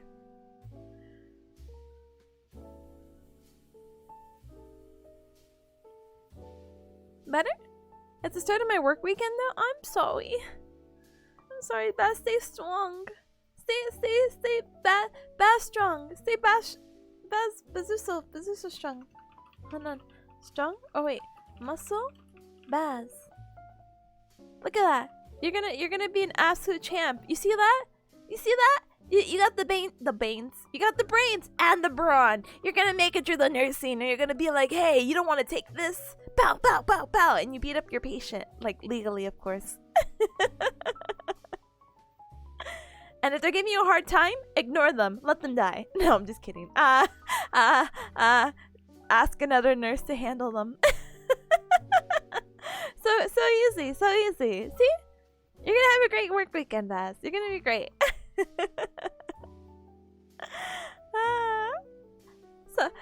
Sorry.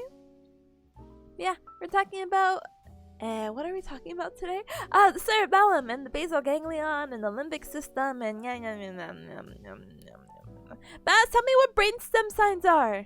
Baz, actually, Baz, now that you're here. Baz! Hey, if you remember your arteries and all that stuff, so we're talking about the cerebellum, right? And we're talking about, like, hey, if you have an infarct with your pica, or the posterior inferior cerebellar artery, or the superior cerebral artery, oh, sorry, my mouse. Superior cerebral artery, or pica, that you're gonna have ipsilateral ataxia with brainstem signs. But what are brainstem signs? Sorry, I can't read. No, I think my teacher was saying something about like eyes open or eyes closed or something like that. Like if you have like a brainstem, whatever, that your balance, it doesn't matter if your like balance is better or worse. Cerebellum from Powerpuff Girls? Yeah, basically. That's okay, Baz. That's fine. You don't have to read. It's fine. I can just suffer. It's fine. Nothing matters. Actually, speaking of nothing mattering, my thing is dying. Hold on. Sorry, you're gonna hear an unplugged thing. Or I guess not. Let's go. One moment. Oh my goodness. Gracious great balls of fire. The lengths of streaming. Okay. Suffering is one thing all humans could share together. Thank you, Baz. Yes, I see these are words. Yeah, I definitely also recognizing and what do you call it? Yeah, definitely recognizing and registering that these are also words. Can confirm. Okay, fine. So let's move on to the disorders of the cerebellum. So we talked about ataxia and we talked about the cool eye movements, and if you guys were here earlier, we saw some really cool like videos and whatnot, and we can maybe look at some more a little bit later. But for now, let's speed run because it's 12:34. It's 1, 2, 3, 4. Make a wish. Alright, I made my wish. Okay, you know, with finals coming up. Wink wonk, wink wonk. Alright, so some signs and symptoms that you can have with some cerebellar artery infarcts is that you can have vertigo. So, yes, vertigo like the dizziness. If you have nausea, yeah. Horizontal nystagmus is probably like a new word that you may not be familiar with, but it's actually something that we saw with this guy. So I'm so sorry. Jump scare, I guess. By the way, people with blue eye warning, like or green eye. I don't know.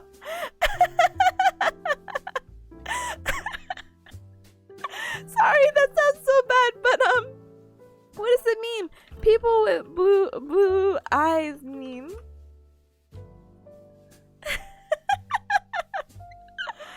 Oh my gosh. Sorry for this case because it's more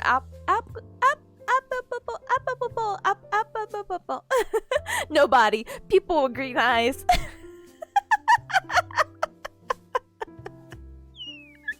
Thanks, I guess. I'm sorry. I'm sorry. It's just this meme.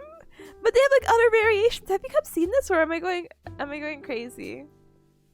I think it's so funny. Here you go. This one's for Robo then. Nobody. People with blue eyes when the sun hits their face. Oh my goodness. Alright. I think we're good. I think we're good. Anyway. I can't. Oh, here, wait. And here's for the brown-eyed folks. I have purple eyes, so I don't know. Nobody. People with brown eyes when the sun hits their face at the perfect angle.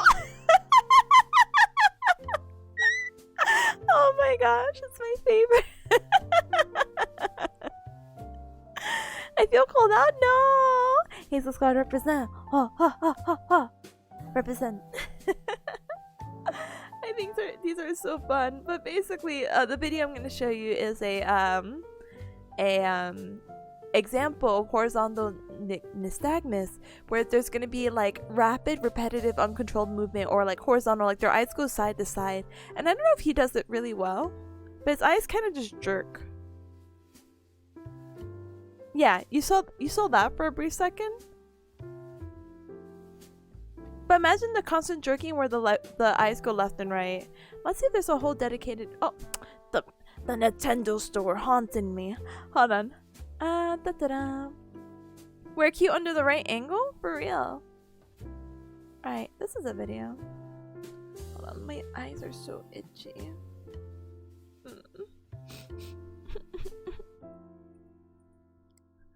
This guy's so lanky! Sorry. Oh, there you go! Wait, no. Go back. The Sagmus, look! It's like he's glitching.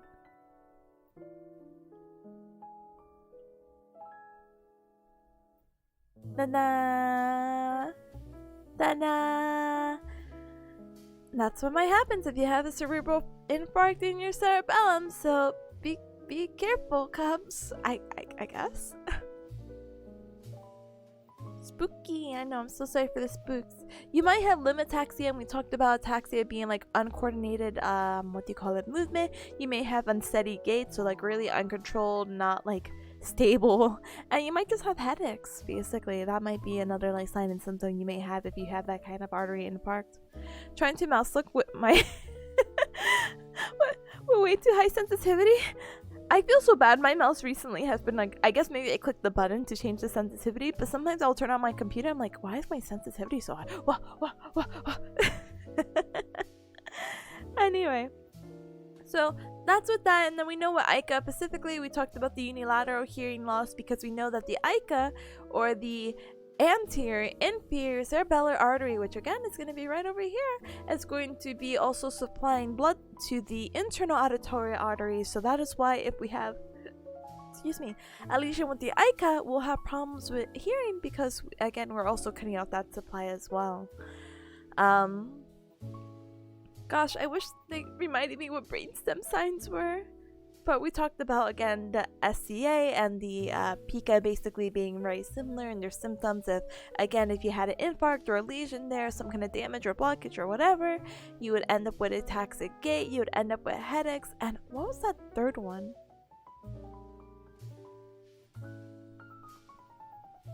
Vertigo. Yeah, vertigo, ataxia, and headaches. And then again with the ataxia, pica is with brainstem signs. SCAs without brainstem signs, which again we don't know what that means yet, but we'll figure it out, I hope. So I don't know what this is referring to, so I have to figure it out. So indication, it might be talking about SCA. I don't know why I cut off the title of this screenshot, but indications of infarct to the superior cerebral artery, because mostly the cerebellum. Common impairments upon examination. What do these terms mean? Ataxia truncal, appendicular. Oh, I don't want to even say these words. This dia doko. This dia doko. Kinesia. And that's rapid alternating movements that we kind of saw in the video. And there's also dysmetria, which is abnormal trajectory. So when we're doing that finger to nose test, basically. Nailed it? Oh, you know me. I'm like the hammer. Nailed it. Actually, the hammer and nail, it would not be a bad example to use in this case as well.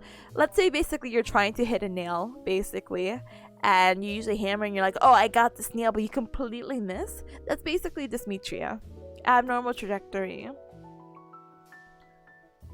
How do you know if it's a true cerebellar ataxia or a false localized version of ataxia? Apparently, if it's a true cerebellar ataxia, it doesn't matter if eyes are open or closed, so whamp whamp. So how can we check for clinical examinations about people who have these infarcts? So we could do a finger to nose test. So this is the one I was kind of explaining before I gave up, but basically you would need two people, the person who is treating and the patient who is experiencing these symptoms, and that the person treating would stick out their hand out with their one finger up, and then the person who has the issue that you want to test, you would have them use their pointer finger to touch their nose, and then you would have them touch the tip of your finger, and they would have to do that a few times to see if they are tested, because if they have some kind of infarct, they might not be able to do it. They might show signs of, again, dysmetria, and they're not going to be able to touch the tip of your fingers. The heel to shin thing, I feel like the heel to shin thing, wait, no, maybe this wasn't the best one. Oh no, was it there? No! Oh, it was here. The heel to shin test, we can look at it again, and that's another way to test. We have the normal, we have the abnormal. Can you bring your heel to your shin and drag it all the way down your leg? Yes, cool. Okay, maybe you don't have limitaxia. Oh no, you can't? Oh, you kind of have limitaxia, my dude. I'm so sorry. You can ask them to do foot to hand tapping or RAM, which I'm not really sure what that is. Maybe it's just tapping in like different areas that they may have marked. And tandem gait is a really good way to test someone's balance. So tandem, and you could even do this at home, is that when you stand up, it's kind of like maybe would you consider it like a mental walk, basically?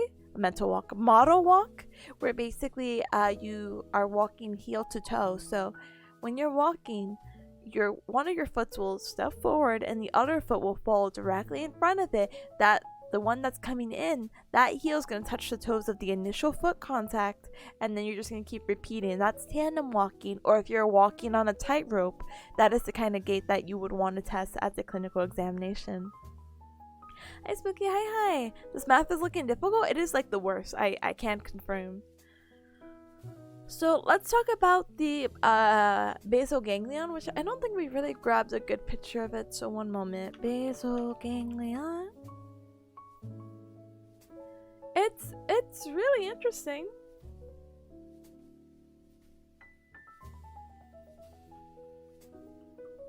So here's the basal ganglion all in red. It is basically the gray matter at the base of the brain, and the key players are going to be the caudate and putamen, which is going to be the striatum. So the putamen. Do we have the striatum? No, we don't have that labeled here, but we'll look at it in another picture, okay? We have the putamen, or the putamen, and the global pallidus. So we have the putamen, and the global pallidus is the circle right here, and together this is going to form the lenticular nucleus. We also have the subthalamic nucleus, which is going to be right here, right below, sub meaning below. And then we have the substantia nigra, which is not... Oh, it is here. Right here on the brainstem. Hi, Kala. Hi. Welcome. Study? Yeah, I know study. Big CCC. Oh, yeah. I'm so sorry. It was cut off. There you go. I don't know if this is a better view. It took my entire brain to say those words? Same. It took my entire brain. I'm grateful for your chill streams. Really helps me while I'm writing my paper. Oh no! I'm happy that it can help. I'm so sorry that it's not like our regular Pomodoro streams, but I'm glad it can also offer like comfy, cool vibes. Yo. So thank you. Good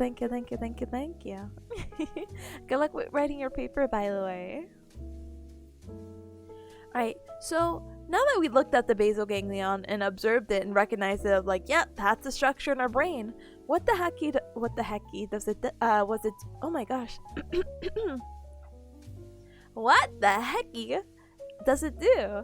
So the role, it does a lot of things. So that basal ganglion, a new structure that you may have never seen before, is going to help with planning movement, initiating movement, executing movement, maintaining muscle tone, maintaining postural control, and also helps with automatic movements.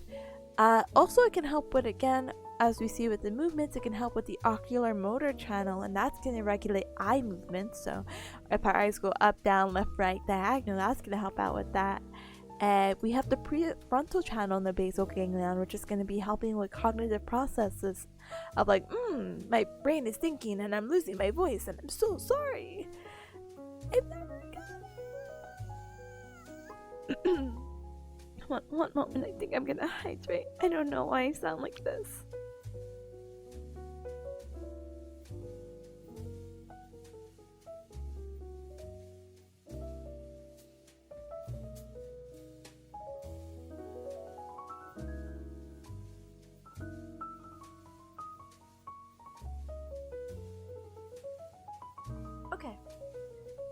We have the limbic channel, which is going to help regulate the emotions and motivational drives, and that's going to be a possible role of the neurobehavior in the psychiatric disorders. We'll actually talk about if you have a lesion in the basal ganglion, but like really strange disorders you can get. Most of the time, I feel like if you have some kind of lesion there, what's going to happen is that you basically don't act. We live in a society, but you don't act as a member of society, basically, and you do some really hecked up things, and you just do not care about social norms, basically. The effects of the ramens are slightly delayed. I feel it. I really do. I feel bad because I feel like I've been non-stop talking since like last Friday. From the Donut-don, so I'm like, oh, I think it's finally catching up to me that I probably shouldn't be speaking. But it's okay, it's okay. We live in a society, bottom text. We really do. Bottom text. So I have the neural channels. So again, basal ganglion, ocular motor, prefrontal, and limbic. All are kind of is self-explanatory. You have a vague idea. Ocular motor, again, eye movement. Prefrontal, we know our frontal cortex is responsible for our behavior and personality. Or well, not. Let me take that back. Prefrontal, we know that the frontal lobe is responsible for our decision making, so it makes sense that the prefrontal is dealing with cognitive processes, and the limbic is just emotions. And we'll talk about the limbic system a little bit more, and how we could talk about the mnemonic of home, which the limbic system deals with the homeostasis, the olfaction, the memory, and also the emotion. So how does that operate? Basically, we have different pathways again. So what's going to happen is that the basal ganglion is going to influence the descending motor systems.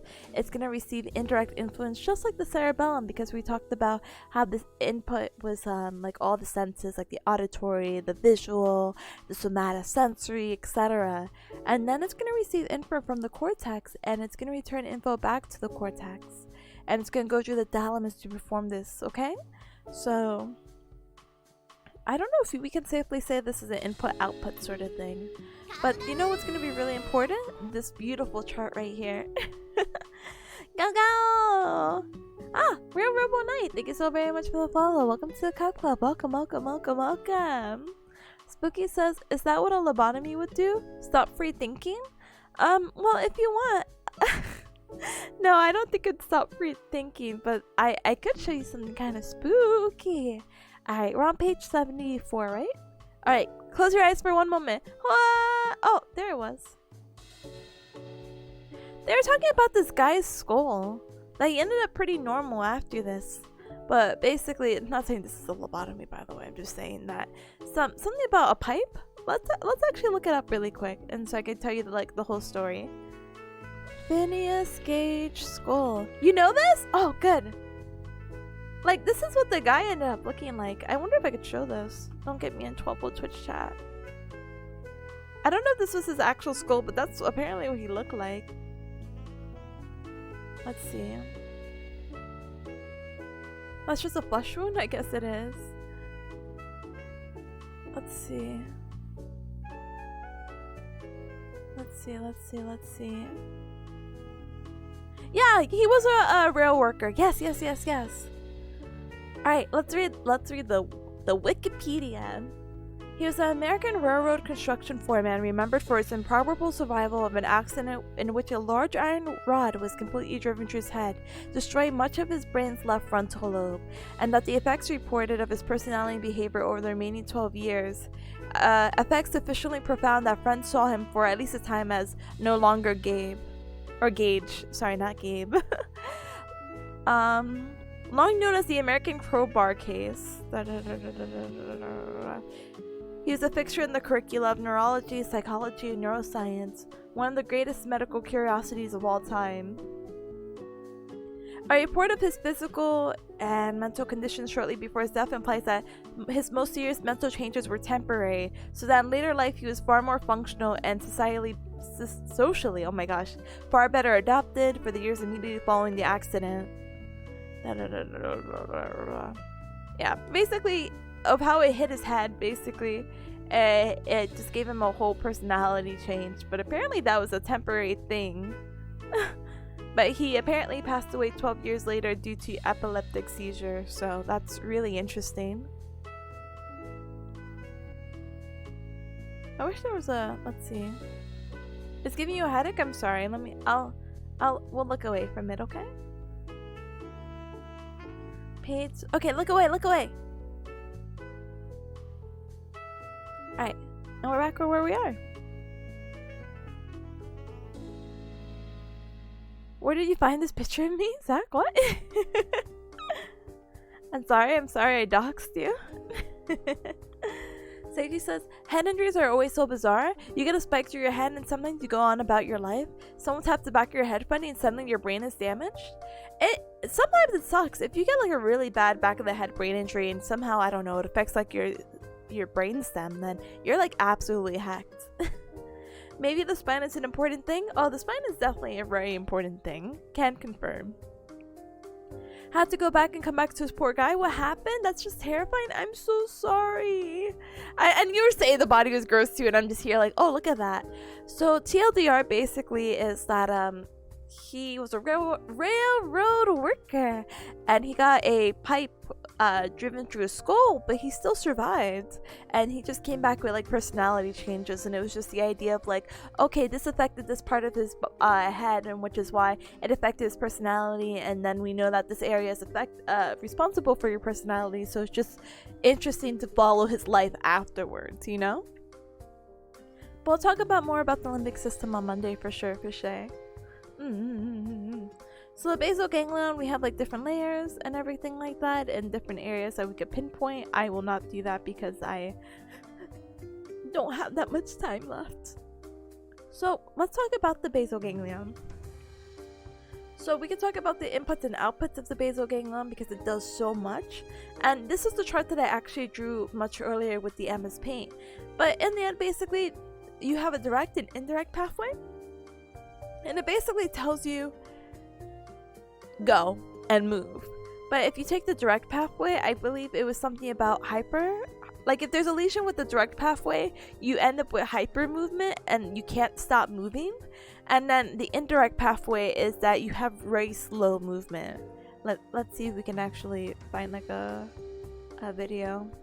Because it's actually really sad. Lesion to direct pathway, basal ganglion. Oh, so 2 Minute Neuroscience has a whole video on it? Oh, how cute. I'll have to watch this later. There's actually a particular person that I'm trying to think about. Hyper movement, basal ganglion? That's not the word, the hyper movement. But basically, my teacher had showed us a video, and this guy would not stop moving. Like he would sit down and he's always twitching and moving around and this and that, and it was like really like disheartening. And the indirect pathway, it just takes them a very very long time to get them like moving and starting, and it's very strange. This is something I'll have to look a little bit more into detail, unfortunately. Probably off stream though, because I don't want to explain and be like, I think it's this. Layers? Brains are onions, confirmed. Can confirm. Anatomy study may contain traces of anatomy. For real. Sorry. He had a headache for years? I bet. You know, it's really unfortunate, but depending on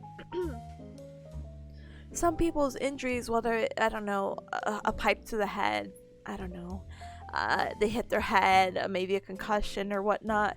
There are stories of people who, I am losing my voice again, I'm so sorry. Nice. There are stories of some people who experience headaches, I think, like every day, every hour, and I think that's like absolutely miserable. Did you hear about the study that proved that sight is something the brain learns and is not born with? Huh? No, I didn't see that. We just learned about the visual system, so I think that's actually really interesting. Smirker voice tip? I feel like I have to start whispering. Can you guys still hear me if I start whispering? Do I write lost voice somehow? Forgive me. ASMR time, gosh. speak through all this next week too? Oh my gosh. I don't think I'm sick or anything like that. I just think my voice is exhausted.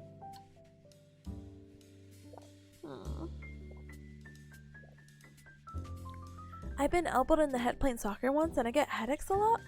Spooky, you might need to go see a doctor for that. Holy heck. Okay, I think I'm gonna just speak like this. I'm so sorry. Anyway, so we'll talk about this a little bit later. I can try to read this. The direct movement. Yeah, no, let's actually not even do that. I'm so sorry. Let's go ahead and talk about the diseases of the basal ganglion. So for the diseases of the basal ganglion, we have the Parkinson's disease, which many of you may be familiar with, and the Huntington's disease. Huntington may be something you're unfamiliar with. It's actually like a rare, horrifying, like hecked up genetic disease to the point that that's why it's really important for those who are trying to conceive a kid.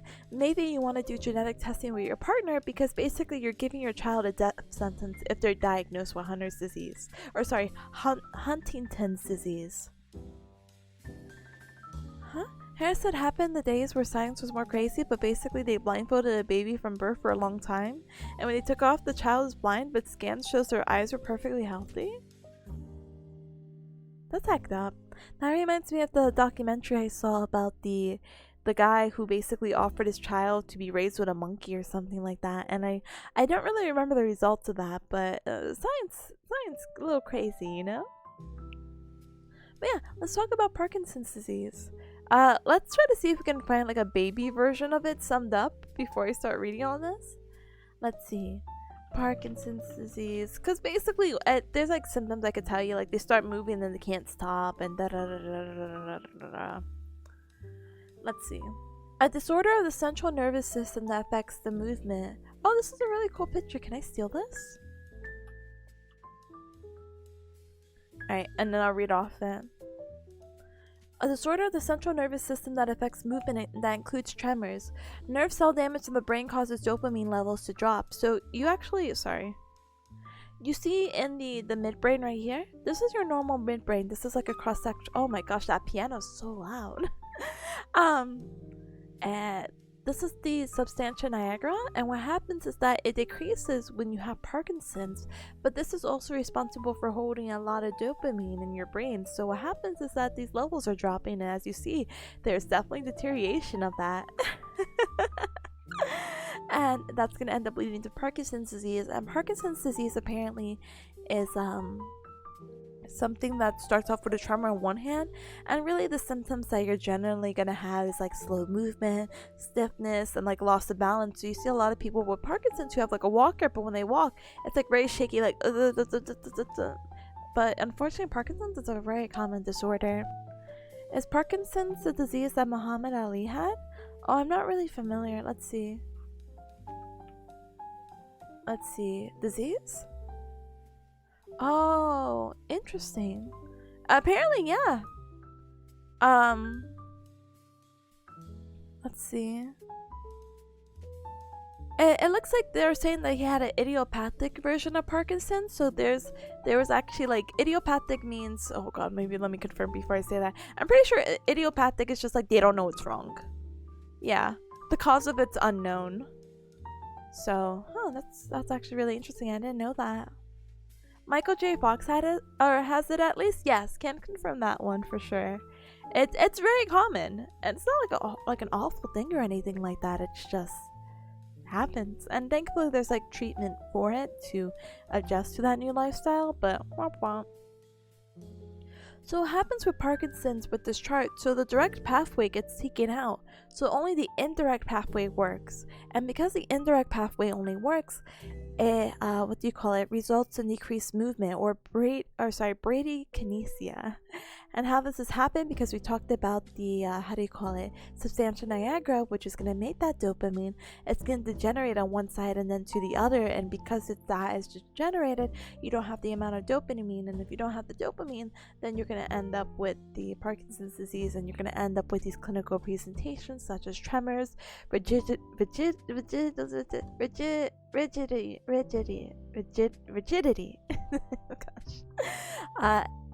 bradykinesia, so basically very slow movement, postural instability, and as you heard from the summary before, there is going to be asymmetrical onset.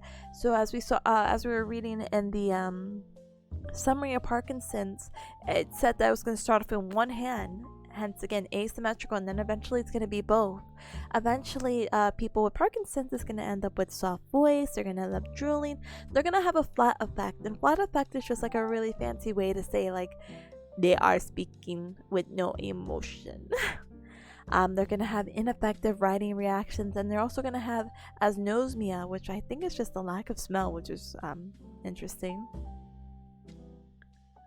So we could talk about different disorders of what you may have, or maybe I think it's the idea that Parkinson's can affect the cerebellum versus the basal ganglion, and these are basically the symptoms of what they would have like versus or like in comparison to one another. Tipo Sleepy is my favorite emo ever to exist. I adore it, thank you. It was supposed to be, hold on. Tipo Sleepy is supposed to be with Teru Sleepy. Did you know that? Fun fact. Fun fact. I've seen a lot of videos lately of people using electrical stimulus to at least dampen the spasticity. I'm so sorry, I can't even read anymore. Yes, actually, I think there's other ways to treat Parkinson's where people are doing electrical stimulation to help reduce spasticity and also kind of help with movement, but I wouldn't be able to speak much about it because that topic was a while ago, I guess. Alright, so with that, we're done with the limbic system. Or sorry, we're done with the limbic system review. This is the actual like lectures that I will eventually go through. My professor did do so much. I'm so sorry. My professor did do a review. I don't know if it's worth going through this review, because a lot of it is just me probably going to be reading off PowerPoints. It isn't necessarily long, but I think maybe the best case right now is maybe to do some quiz questions, and it may have some things that we haven't really tested ourselves, but definitely we can improve our scores by getting a baseline of seeing where we are now, what to focus on over the weekend while also trying to balance my practical on Sunday, and then like we just kind of go from there basically. Let's see, so let's go ahead and actually get that Quizlet set up.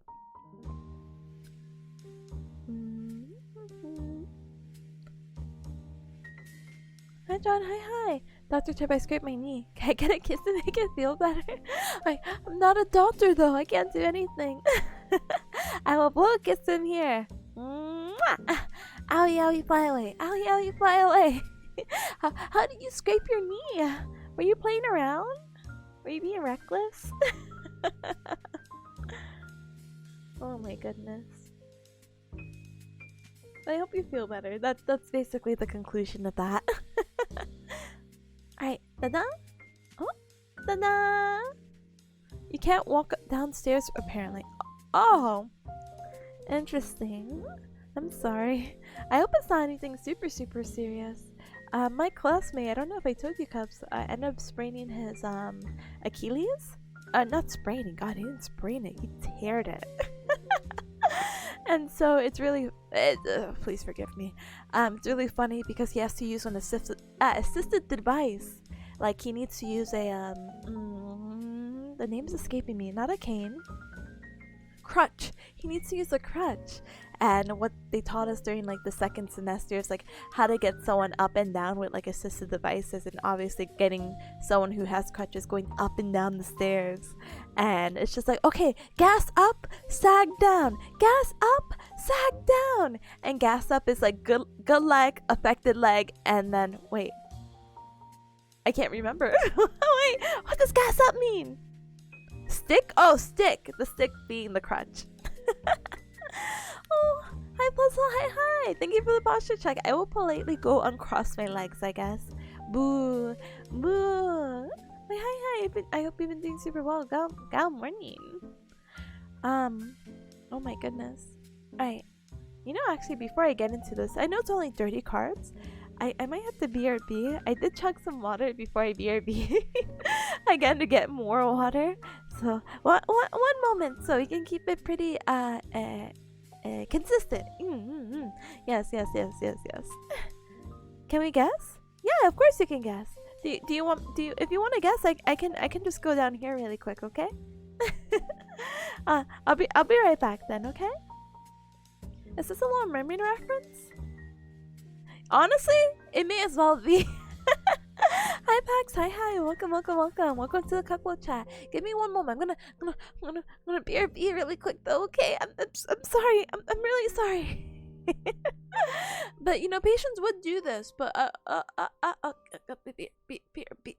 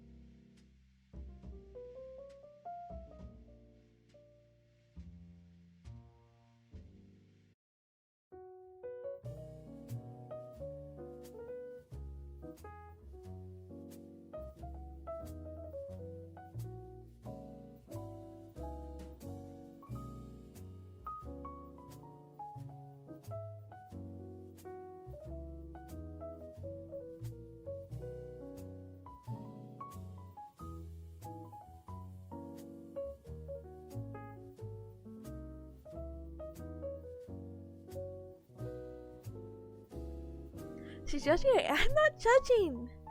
I want to go pee and pet my cat. Oh my gosh. I diagnosed you with Disney princess.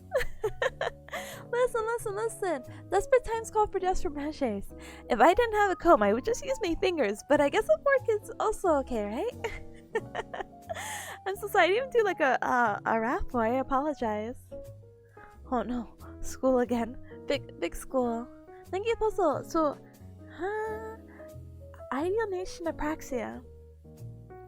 Yeah, possibly. I'll take that answer. Well, we'll go flip it. Let me do a little raffle. Really quick. I'm so sorry about that. Is it psychology? No. It's actually neuroscience right now. So, yay. By the way, why is I just noticed. Why is my chat?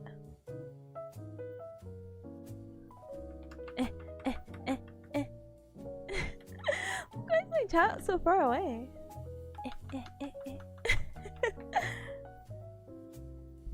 You know, it is extremely neat. I like it. Just, gosh darn it, I had this exam on Monday, so I'm panicking a little bit. So I'm gonna go with the first answer that Fuzzle gave me, a B, okay? So your patient is attempting to brush their hair with a fork. This is an example of ideal tional. I can't read English. Should I tell you, Cubsat? Thank you for the inhalation of Arideem. I appreciate it. Thank you.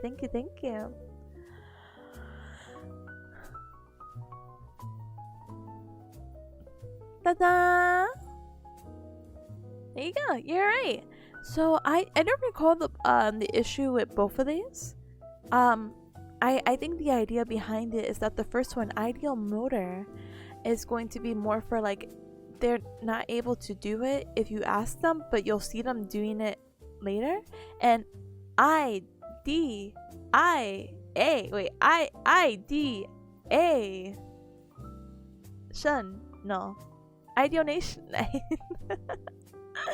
I'm so sorry. I unfortunately am a lost cause when it comes to this. I'll just say B. Those are words I can confirm are words. So yeah, I think that's the difference between A and B, but we could definitely check it out in a little bit, okay? A patient who is able to write appropriately but cannot speak words normally would be considered to have Oh, okay. So agraphia is dealing with writing, right? But seeing the agnosia options are also like messing me up a little bit. I just gosh, I'm gonna just flip it over. Huh? What is euphemia? Hold on, Cubs. We're getting to the bottom of this. I've never heard of euphemia before. It's rare. Let's see. Euphemia, or apraxia of speech, is a rare presentation of a dominant inferior frontal gyrus infarction. Okay. Primarily a disorder of articulation, whereas aphasia is a disorder of language. This patient, the one that has euphemia, lost her ability to produce speech, but was able to comprehend and write fluidly. Okay, so let's get a refresh on agnosia. Agnosia. Agnosia. And that's going to be the inability to interpret sensations, and hence the ability to recognize things. Oh, I think this is the one where like they can't recognize faces, or I think it even goes to a weird thing where they think that they do recognize your face, but they don't think it's actually you. They think it's like a clone of you or something like that. We'll look at it. I'm neurodivergent, so I've heard some of these before. Oh? According to this quiz that I took yesterday, apparently I'm also neurodivergent. Can I tell you, Cubs? Let me share my results. Hi Shira, by the way. Hi, welcome. Oh, I think I might have deleted it already. Oh, I work so fast. But, I'm lazy now. On Twitter, basically, I think one of my recent posts, there's this character creation going around, which, honestly, big shout out to Angel or Mudoka's, because Ollie had, I guess, I don't know where they found it, maybe it started, I don't really recall the origin, but basically they took Mudoka's or Angel's Pick Crew and they took this random 9 question quiz that was very biased towards certain things, and they put it together. And you know, I'm also a sucker to be like, ooh, I want to find out more about my personality, and they're like, oh yeah, you're neurodivergent coded, and I'm like, and they're like, yeah, you're weird. You don't pick up on social cues. You can't flirt. I'm like, oh god, okay. They're like, you only like things because of color or textures. I'm like, and they're like, your room can be either really clean or really messy. Like, and so I was really hurt. I was very hurt. Anyway. And I'll recommend it just based off Mudoka's Pick Crew alone, by the way. But I don't know about the test. The test is a little harsh. That sounds very familiar to a lot of undifferentiated schizophrenia diagnosis. Wait, are you talking about the following on screen color? Wait. But yeah, very harsh outcomes. I felt like a lot of people, and forgive my language, were like bastard bad. I have not found any other neurodivergent coding, and I'm just freaking out a little bit. I retook the test technically, and I got like golden retriever as like my result for it, but I was like, I'm not gonna post that. I not because of anything, not that I couldn't be that. I just feel bad because I'm like, no, I should go with my original results. Just because I don't like my initial results or the original one doesn't mean I should retake it. Just post it, put it up with pride. And I'm like, oh, dice. Tip is a weirdo confirmed. Cries, sobs, tears. Kala says I'm autistic, but I have 1 million Riz. That's false. I want 1 million Riz. Can you give me at least 1 Riz? Makes very sense. You're studious and your YouTube can be a good resource. Thank you. Rip just got the you're gonna die. Yeah, wasn't it something like she was so likable that we just want to like unalive her? Yeah, that's weird. There's an autistic trait called hyperlexia. Reads a ton. I want to read a ton. I haven't read since like undergrad. I was forced to read books in what do you call it, like obviously like high school and all that, and I think I took like this English course in undergrad in my like first 2 years in community college that's like, yeah, read this book, and I'm just like, really? Spark notes. The quiz really said no Riz, messy room, likes random things, colors and textures. I am a child. I wouldn't rely on the quizzes online, honestly. Oh yeah. No, I wouldn't. It's all for like really fun, silly games, you know? for the most part. Well, that one especially did not take itself seriously, but if you ever want to take it, I can actually, because I feel like I've talked about it long enough. Let me dig up the original post, and then I can send you Cubs the link, okay? Yeah, I'm the same way now. I read constantly in elementary. Or I read constantly in elementary and middle school. Yeah, same. Same. Oh my goodness. Oh, so cute. I'm so sorry. Sorry. Now I'm gonna go on a slight off tangent because I looked at oh my goodness. I looked at Twitter because I'm trying to find the original link. But guess who it had recently rebranded? She's no longer on Twitch, so there's no point in like shouting her out. But she came back. She undergraduated. Now she's rebranding, and the design is cute. I like her art. Okay. Here are the links, by the way, for both the pick crew and the quiz, by the way. And if you want to read in full my results, I'll cry. And feel free to share them in the Discord, or like even just like reply or quote retweet or whatever. Because I like looking at people's results and be like, so nana desu ka? Oh my goodness. Thank you, Kala. Thank you for saying I'm ristastic. I appreciate it. My self-esteem through the roof right now. Zoom. Oh.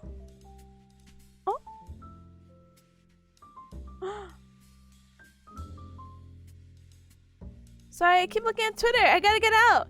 There's gonna be a What the Golf Getting in Among Us update. That's amazing. Okay, sorry. I'm leaving. I'm closing out the tab. I'm looking at something else. Yeah, Anagraphia. I think we'll check that out.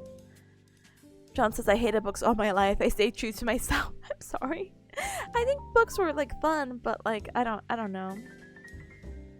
Huh? Are you in medical school? I haven't been in one for ages. Good to return? Oh, I'm gonna cry. No, I'm not in medical school. I'm just in a graduate program right now, so definitely medical school is a whole nother beast. I have a friend who's actually going to med school right now, and they're moving, and I'm just like, I wish you the best of luck. And they're like, oh yeah, I'm paying this much for tuition. I'm like, I'm so sorry. Good, you better stay up there on the self-esteem. Okay. Agraphia, by the way, option D is going to be an impairment or loss of the previous ability to write, so there you go. Alright, a patient unable to recognize their own limb is considered... It's neglect. Conceptual neglect? I don't know, I haven't heard these terms, and I did pick this random Quizlet, so... Let's go! It's finally C! No, John, no! No! Oh no, I know, I'm so sorry. Your patient believes that his relatives have been replaced with identical looking imposters. This is an example of... Okay, Cubs, let me tell you straight up. I am so good in doing the 50-50s. I am so sure it's either A or D, so you have to help me out. The first answer I see, I'm gonna believe it. I think it might be... No, it's not C. Not C. Can't confirm. It's not C. It's not C. It's A or D. I'm so sure of that. I think it might be D. And C is close to D, so... Ta-da! It seemed like something that was named, so A. D is also named! I think this guy's a real person, and this guy's a real person. Yeah, D, like I said. Oh, okay, yeah, thank you. Just, it's names. I'm sorry, I also know the stream delay, so I'm so sorry. Okay, now, this is the opposite. Your patient thinks you and your colleagues are both her husband in disguise. This is an example of it's either A or D. So I'm gonna go back and we're gonna confirm it. Okay? But this one is like, yeah, I know you're my husband. It's like, I am a woman. I am a bearcat. Yeah, and this is gonna be A. So the difference is this one, the cap gras syndrome is like, hey, you're an imposter. You're kind of sus. No cap. Well, this one is like, oh yeah, for sure you're this person, is the Frigali syndrome. Very interesting stuff, to be honest. Your patient believes that you exist as two identical people. Alright, Cubs. I have confidence with A. I cannot say if it's A, but we definitely know it's not D or D. We kind of miss B, so we don't know. Capgras? That cap syndrome? No cap. No cap. Alright. That is going to be A! Da-da! Reduplicated paramnesia. So basically it's like, oh yeah, I just saw you over there. I'm sure you have a twin. Don't you have a twin? And it's like, yeah, no I don't. Your patient is exhibiting your patient is experiencing or exhibiting impulsive, disinhibited behavior. This is most likely due to a lesion of the region of what in the brain. We haven't looked at this section yet. I'm so sorry, but thank you for the posture check. You think it's C? I think it's D, but I don't know. Because it says lobe and it's a funny word. Why is not orbital frontal a funny word, huh? You don't like the eyes? It could be C, it could be D. Alright, we'll go. What?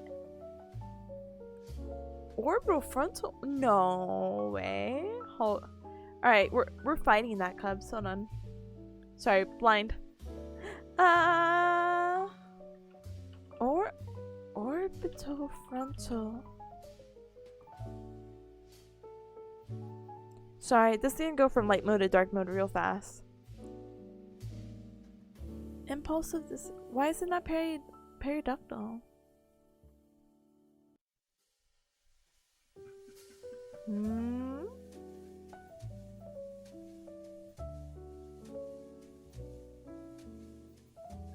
Inferior temporal lobe, by the way, that's gonna be making learning a visual task impossible.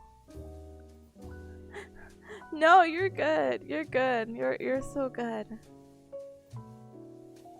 I don't think that's correct. I'm so sorry. I mean, there is a minimal what do you call it, response to pain and decreased motivational drive. I just don't think it makes them impulsive. I don't think that leads to impulsion. There's other stuff like okay, no, periaqueductal gray is mutism, which means they have an indifference to pain. Like you stab them and they're just like, okay. This is messing with me. Like hyper. I feel like the amygdala would probably be a little bit better, because I feel like that's yeah. You see. Nap time. Oh, please have a good nap. Thank you for stopping by. Thank you for a look. I appreciate it. Thank you. Yeah, you see. So the amygdala. Wait. Yeah, amygdala has a flat effect, right? Huh? All I know is the brain names itself. Oh. A flat effect. So basically, they're like lack of emotion. They're hypersexual. They'll grab body parts. They'll masturbate in public. They're very sexual. Disinhibited behavior. Socially embarrassing, basically. And there's this whole thing that's called Clover Bucky syndrome. It involves the amygdala, the hippocampus formation, and you see visual agnosia. Yeah, so I think that question's just wrong. So just want to put that out there. Bussy? Sorry. It's Bucky. It's Bucky. I'm sorry. Don't say that. That's a she's, right? Should I be concerned? Should I be like, oh?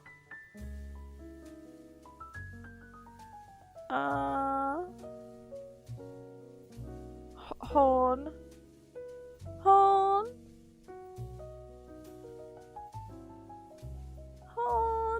My classmate messaged me really quick.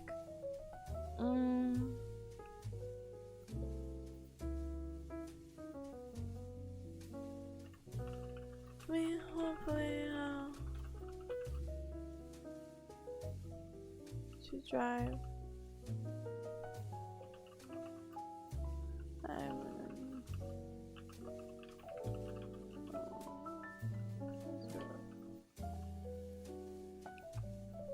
Alright.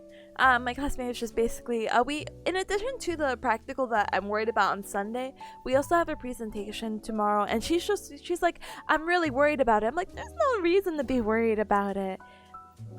Excuse me. Everything is set. Everything is good. Everything is excuse me, great. So I'm like just being like, yeah, no worries about it. We can practice it. Excuse me, and we could talk about it if that helps out, and then we could focus on this other class because we have the test on Sunday, okay? And she's like, okay. I'm like, okay. Oh, thank you for the answers, by the way. C or D? Final answer? Are you saying that D is your final answer? I definitely don't think it's D. We talked about D very briefly, saying that was the mutism, or that's the indifference of pain. John says it has rhyme, which means no, so therefore I can't be wrong even if given a different answer. I'm dealing with B or C, but I might lean more towards C. You're learning so much. Thank you for sharing. I'm not in college or school right now, so this is refreshing.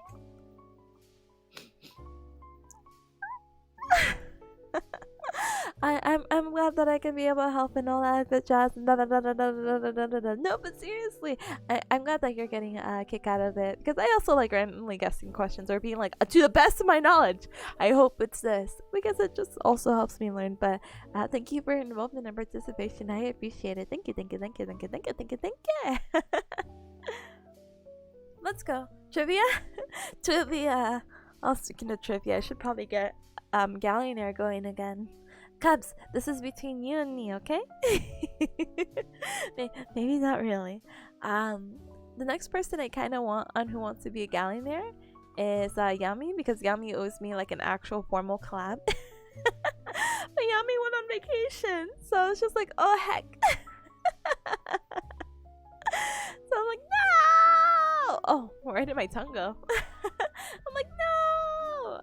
But now I'm gonna go on vacation, so I'm like, no! So hopefully sometime soon, Gallionaire can be back with that. Whenever I watch Tip streaming, I learned that I know nothing. Tip is super smart. No, you're not taking this course, my dude. Of course you may not know much about this. I'm not super smart. I'm just dedicating the time to do it. Which I guess is smart in its own right. You need to get a PC for real, please. Get a PC. Getting a PC has changed my life. Can't confirm. I used to be a laptop gamer with playing Overwatch at like 30 FPS. Oh, by the way, the answer is B. Orbital frontal olfactory area. Your patients unlikely identify good versus bad smell because this is a lesion. The orbital frontal... Nah, I don't believe it. What the actual heck? Which part of the olfactory pathway crosses over... This is not it, Cubs. We got... I feel like I'm sitting somewhere where it's very dark. Heck the Quizlet. We'll go more practical. Hold on. Can I do that? Didn't even let me pick C this time? Sorry. I was like, no, we didn't really talk about these things, and I feel bad. They may have some? Oh no, for real, they really do. Again, I haven't looked over that side, so I'm kind of like a little bit nervous. So, this might be a little bit better. Plus, I actually trust this resource a lot. They've been using this thing called Socrative, so a lot of people are able to do like practice quizzes and all that jazz. Hydrate? I gotcha. One moment. Hi, Tiffany, by the way. Hi, welcome. Give me one moment, okay?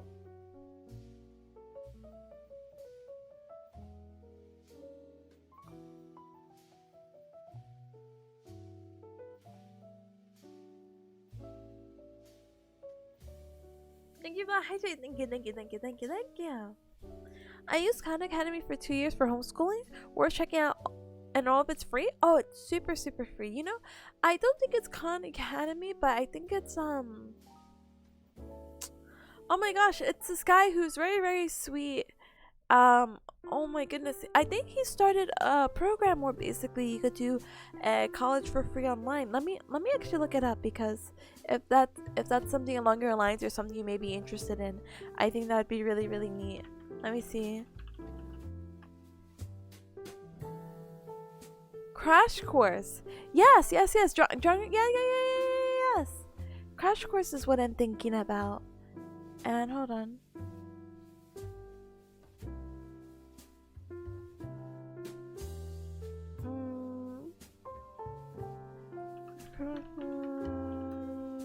College. The videos are so good. Let's see. You can now earn. Oh, here.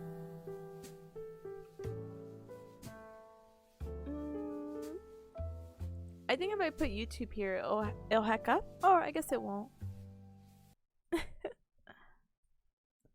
But basically, TLDR, College can be exciting and scary at the same time. You might have a clear vision of where you want to go, what you want to study, and how you'll pay for college, but you also may have questions about all this. Should I go to a community college or a university? What's the difference? What should I major in? What even is a major? How much is this all going to cost me? And what can I do once I have a degree? I'm Hank Green, and welcome to Study Hall, a project designed to help learners prepare for, apply to, succeed at, and graduate college. Study Hall is a collaboration between Arizona State University, a university that judges itself not by who it excludes, but by who it includes and how they succeed. I'm glad. YouTube I'm very glad. Course, an educational video project dedicated to making free videos that don't just teach, they also capture and hold attention in a time when we have many demands on our attention. Everyone's college journey looks different. He's so good. You might start right out of high school, return to college years later, start one place but finish someplace else. You get the picture. We want to meet you wherever you are right now. Here's how Study Hall can help. First, figuring out your college goals and a plan to get there can be extremely complicated. The whole process can be a turnoff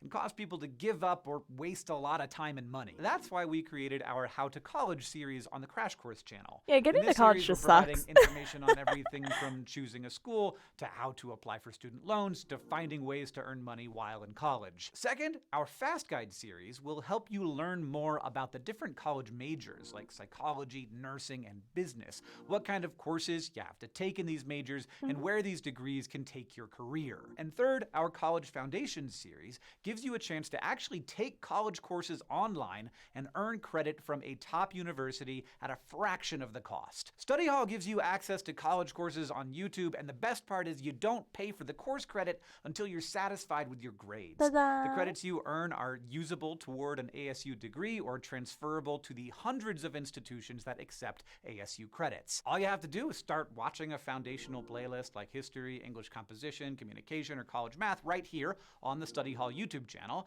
Then, if and when you are ready to dive deeper and earn ASU college credit, you can go to gostudyhall.com and sign up to participate in the full course. There, you will complete projects, assignments, and assessments, have conversations with other learners, and receive feedback from course faculty. And if you have any ideas for how we can better achieve our goals here to lower the barriers to education, you can leave us a comment on this video.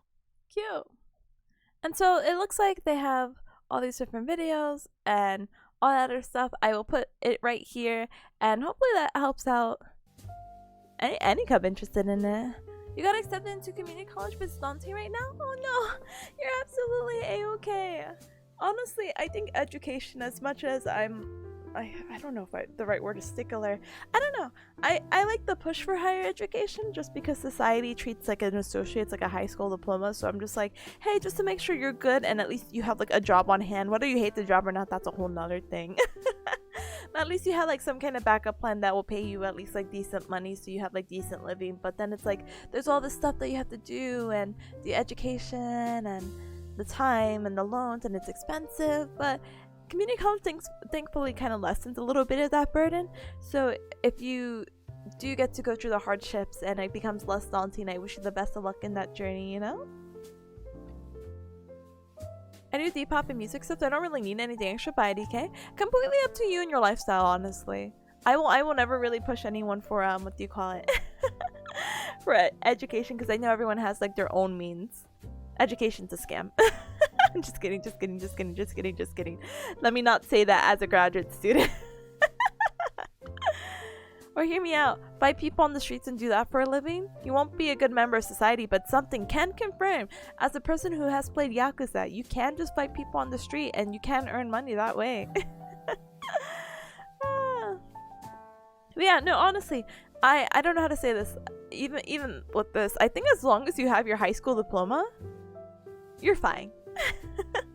I almost got really disheartened because one of my younger nephews, if not, I think the youngest, and I know this is gonna sound like awful. It's just, again, my whole my whole family's hacked up because my siblings are way older than me and whatever. I think he's a senior in high school right now, and he oh my goodness, what is it? He was like, yeah, I don't want to finish school. And you know how mad our family got? I even was like, no offense, what the at least finish high school, then you can decide what you want to do from there, because a lot of places won't accept you unless you have a high school diploma or a GED or etc. So why would you put yourself into that situation where you're literally like one more year away? It's actually so unfortunate because for my hitman job, we talk about like the educations of the of our I guess clients, and some of these people are like, yeah, my highest education is 6th grade, and I'm like, oh no. Like, oh no.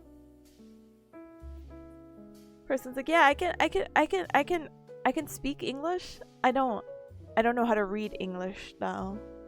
I could read very basic things like my name, but that's about it. And I'm like, oh no.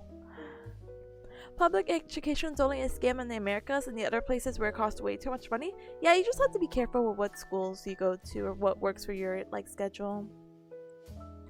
Yeah, you can get it independently if that's what he really wants. I had to due to my disabilities, and it was much better.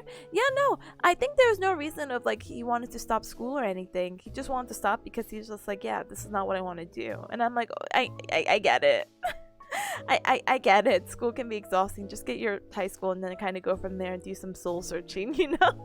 Because he's really happy with what he does as a job right now and wants to continue it as a career. So I get it, but sometimes some jobs only like value you because of like the degree that you have, and they'll pay you more like, oh, you have a bachelor's? Wow, amazing. Or that is what they have told me. Again, have not gotten a job in my career yet because I can't do anything with my bachelor's. Except go to grad school. That was literally what my bachelor's is for. Reading's a pretty good skill. Imagine I couldn't read your chat. Like, I would cry. I would have to do like a text to speech and be like, try to listen in on every comment. I would probably lose it. Reading's pretty base. Can confirm. Ray based. High school is heck on wheels. I graduate in 22 minutes. Oh, happy belated congratulations. Especially with COVID and everything. I congratulations. Alright. But with that, I wish everyone have a good journey on their education. For now, let us go through at least a little bit of these questions really quick. And if I get it, cool. And if I don't get it, cool. We'll try to speedrun this and hopefully finish within the next hour so I can start prepping to leave soon, because I would love to leave before 4. So, ta-da! Alright, Mr. Jones is a 76-year-old male with Parkinson's disease. As a part of your treatment for Mr. Jones, you decide to work on his sit-to-stand exercises. What vital signs might you choose to monitor the first time you complete a sit-to-stand? We most likely will do blood pressure, because what happens with people with Parkinson's disease, I don't think was talked about in this unit, but people with Parkinson's can experience orthostatic blood pressure, which might be a thing that some of you cubs experience. Like if you get up too fast and you feel dizzy, it's because your blood pressure freaked out. Heart rate can also be a thing, so we'll double check for sure. If it's heart rate, then heck it. These people are typing things, but what does a tip who can't read? I can't read. Thank you for the explanation. It's a blank image.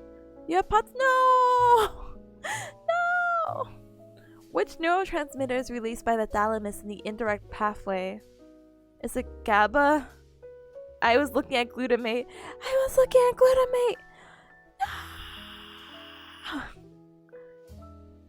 No! Oh my gosh. Released by the thalamus, they're both glutamate, but it's GABA right before. Oh my goodness, GABA, I'm sorry. GABA's for everything except, okay, hold on. The cortex releases glutamate, thalamus releases glutamate, everything in between in the striatum is going to be GABA. Got it. If only the answers would be chosen by looking at them instead of clicking. I can only dream and wish. I love science, but my last bio teacher, she should have been a professor instead. Oh, is that like high praise? I don't know. I feel, and I think it's very unique of how teachers decide on like what grade they're gonna teach. Cause I can promise you now, Cubs. Promise. I'm so sorry. Let me not promise anything. One of the paths that I think would be really interesting to take is education after this, and a lot of my professors who did practice as whatever Bearcat School offers did go back and got their teaching certification and degrees to be able to teach at the university.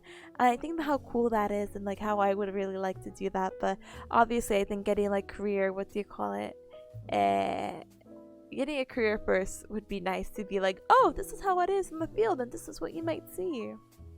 Kinda. Everyone drove her insane and she was far too advanced. Oh, she probably stick to the course curriculum. Heck her. I'm sorry. It's okay. Guess what? If it's still up, there's this website called Rate My Professor. And so when you pick your community colleges and you're not sure what professor to take and if it works for your schedule and you're deciding between two, go to Rate My Professor and hope that the professor is rated well. So it's okay, it's okay. While testing a patient's coordination post-CVA, you observe uncoordinated oscillating movements that you identify as ataxia. What portion of the brain do you suspect was affected by the CVA? So this is interesting because I feel like ataxia could be anything, to be honest. Mermis and cerebellum? Intermediate hemisphere. Cries, sobs. Oh, I see. That makes sense. Because it's the coordination that you want to figure out. John says, I'm actually working on my education degree. I like kiddos, so I'm thinking of going for an elementary position. Let's go! Those little beans need a good teaching. They do. Thank you for supporting the world. The world, though. Great reminder, thank you. Oh, no problem. Robo says, oh yeah, you don't have to deal with that one professor, do you? Unfortunately, in this graduate program, I can't choose my professors. There's no other like options available, so I can't even opt out if I could, but I currently don't have to deal with him. Apparently, I might have to deal with him in the future, or I'm dealing with a professor who's apparently way worse next semester, so you'll hear my complaints later, I promise. My professor said we didn't need to know about these. But one moment. Hi FCW, hi, welcome. Thank you for liking, thank you for the head pad. Thank you. Oh my goodness. Team, I have my first EEG on May 5th. Ooh, oh wow, I feel like that's right around the corner. I wish you the best of luck. EEG, the electro.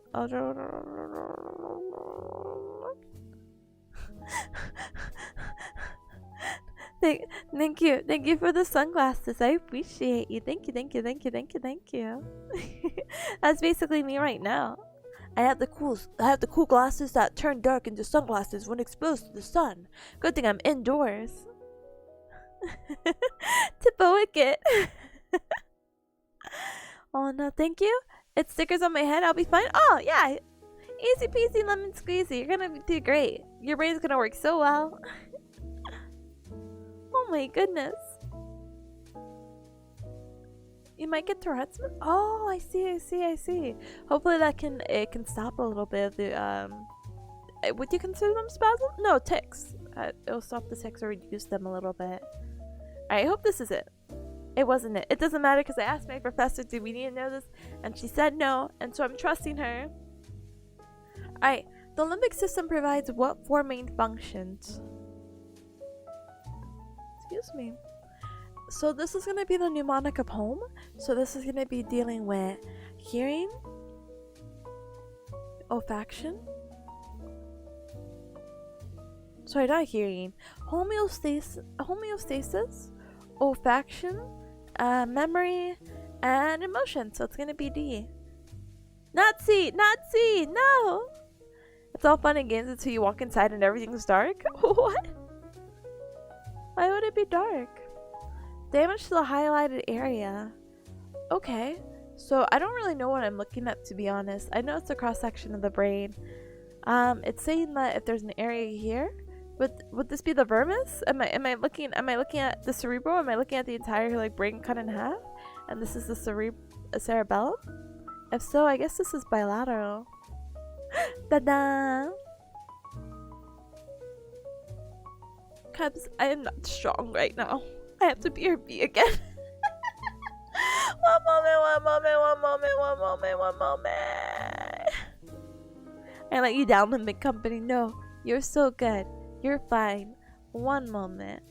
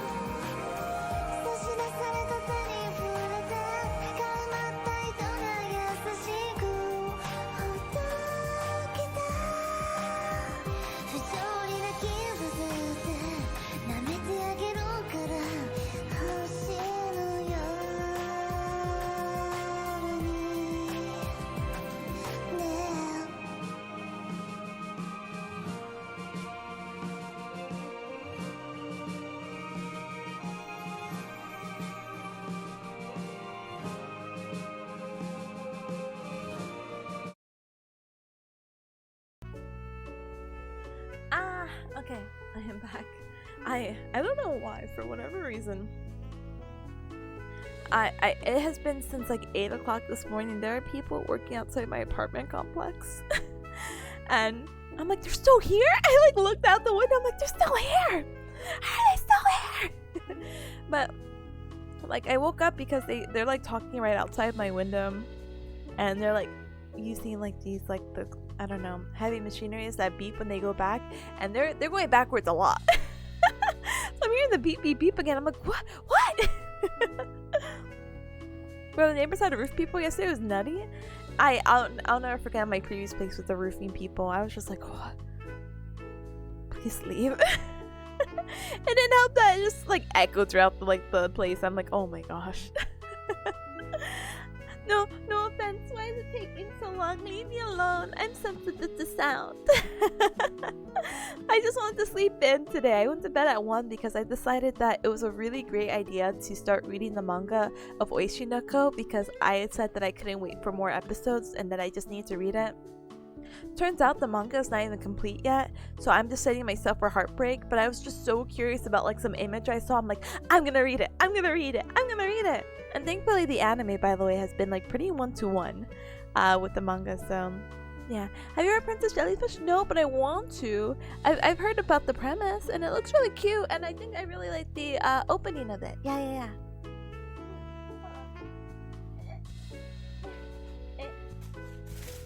I forgot I had little candies, but now don't mind my ASMR bag rustling. But yeah, it's pretty sweet. Yeah, I know it's sweet. It's wholesome. I want to be this cute. I've been reading Hell's Paradise and its experience. Oh, that's the one that has the how do you say it? The anime season coming out right now, right? I didn't know if I should watch it or not. A lot of Cups, I'm sorry, Cups, let me not speak on your behalf. A lot of anime viewers have been been talking and giving it like very high praise, but some people are like, maybe it's because of the hype of it, so I don't know. I think it's something to check out, but I didn't know what to take of it. It kind of looked, I don't know, a little bit darker, and don't get me wrong, I'm okay for like dark stuff, but like, I don't know, it looked like edgy stuff, and I was like, oh, I don't know if I like that. It's pretty good. Should the Cup Club watch it? Should I drop Maho Shoujo? I don't know, I have like this rule that after 3 episodes I should just drop something, and god, the reason of how I did not drop Buddy Daddy sooner. We still have to finish it technically because I think we're like episode 8. We're basically there. It's pretty. Yeah, I see like the MV of it, or PV of it. It's pretty. But I'll look at the first episode, or I'll just subject the Cubs and be like, hey, I guess we're watching this too. I thought you were liking Buddy Daddies. Where is the image? Where is this image? Hold on.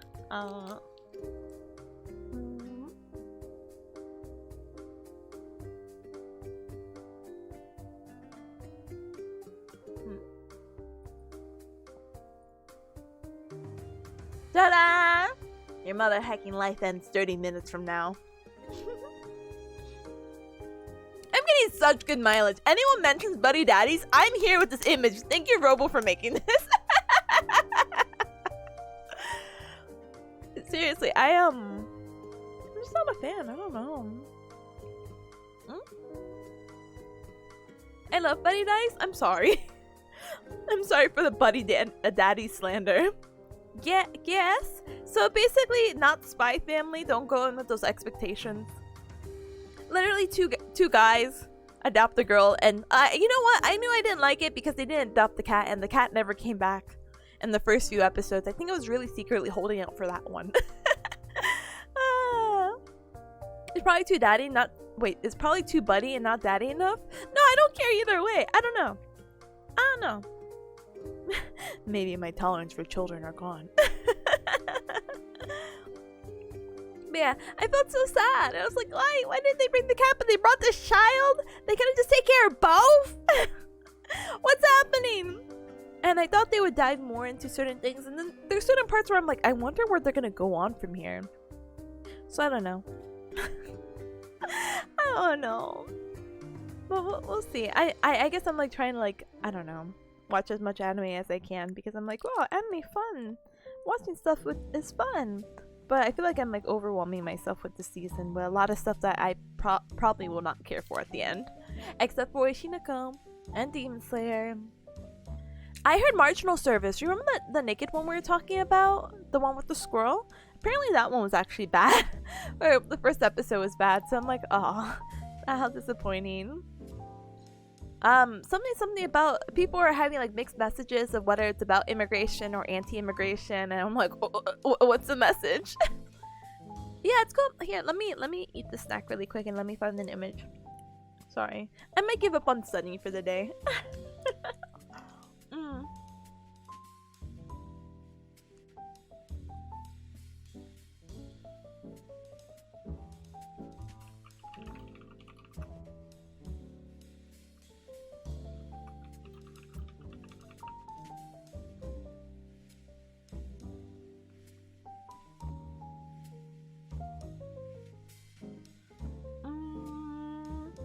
an image. I want to get the one with their clothes because I don't I do not want any questioning me. This one. So this is marginal service. Yeah, they do find clothes. Can confirm they were not naked in the first episode. I did download the first episode and skip through it just to see it. And I mean, not to even watch it, just like to literally skip through it. And I didn't see anything that like super impressed me. It's quite fun, is it? I heard it's not great, so I was like, aw. Like, and not for anything. Even in addition to that, my anime list has it as a 5.8, and I'm like, oh, I haven't really seen a rating like that in quite some times. And not that I follow what the weebs say, because they're putting Oshinoko on first episode at like a 9. But like, oh gosh. It's like Power Rangers, but it's not taking itself serious with that regard. Yeah, so far the premise, according to Crunchyroll, is that these public safety workers are now here to save the planet from aliens, one job at a time. So I was just more curious of why they were naked. That's all, I guess. Like kind of like Oshinoko with the star. Like, what is the lore behind that? Oh, I'm so sorry. Where am I?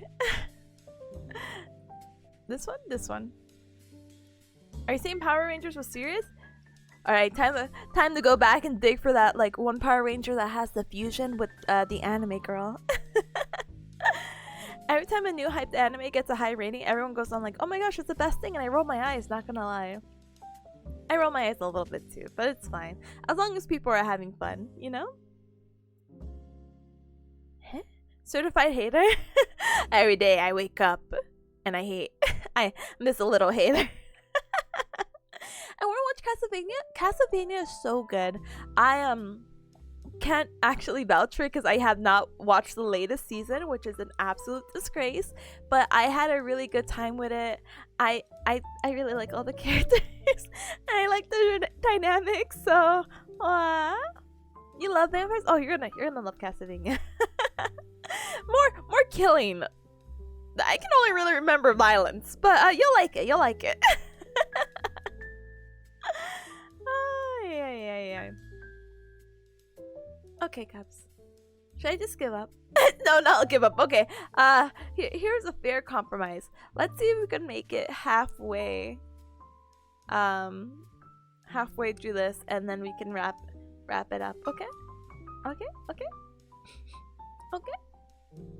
So, Tipa, when you're playing the games, where do I start? Will I get lost? Will it scare me? Will I be spooked? I watched a little bit, but it's too dark. But I'll be okay now. Okay, yeah, it's a little dark. It's a little like I'll never get over season 2 or 3 towards the end. I was kind of shook because there was like a sudden like death, and I'm like,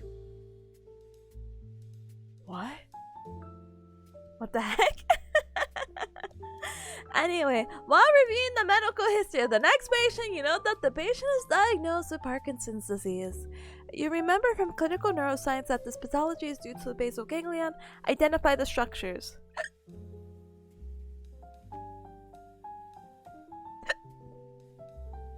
Substantia nigra, dopamine, and the direct pathway. The indirect? No! I'm ruined! Yeah, it is the indirect, because the indirect leads to reduction of motion. It's not direct. Oh my goodness. That is... I'm ruined. I couldn't finish Attack on Titan because it was too much for me. Oh yeah, Attack on Titan can kind of like... Castlevania and Attack on Titan are almost like hand in hand with some of their violence, goriness sometimes, so... maybe Castlevania might be slightly worse though, so just as a heads up, if you do rewatch it, kind of just go with that open mind. If you're I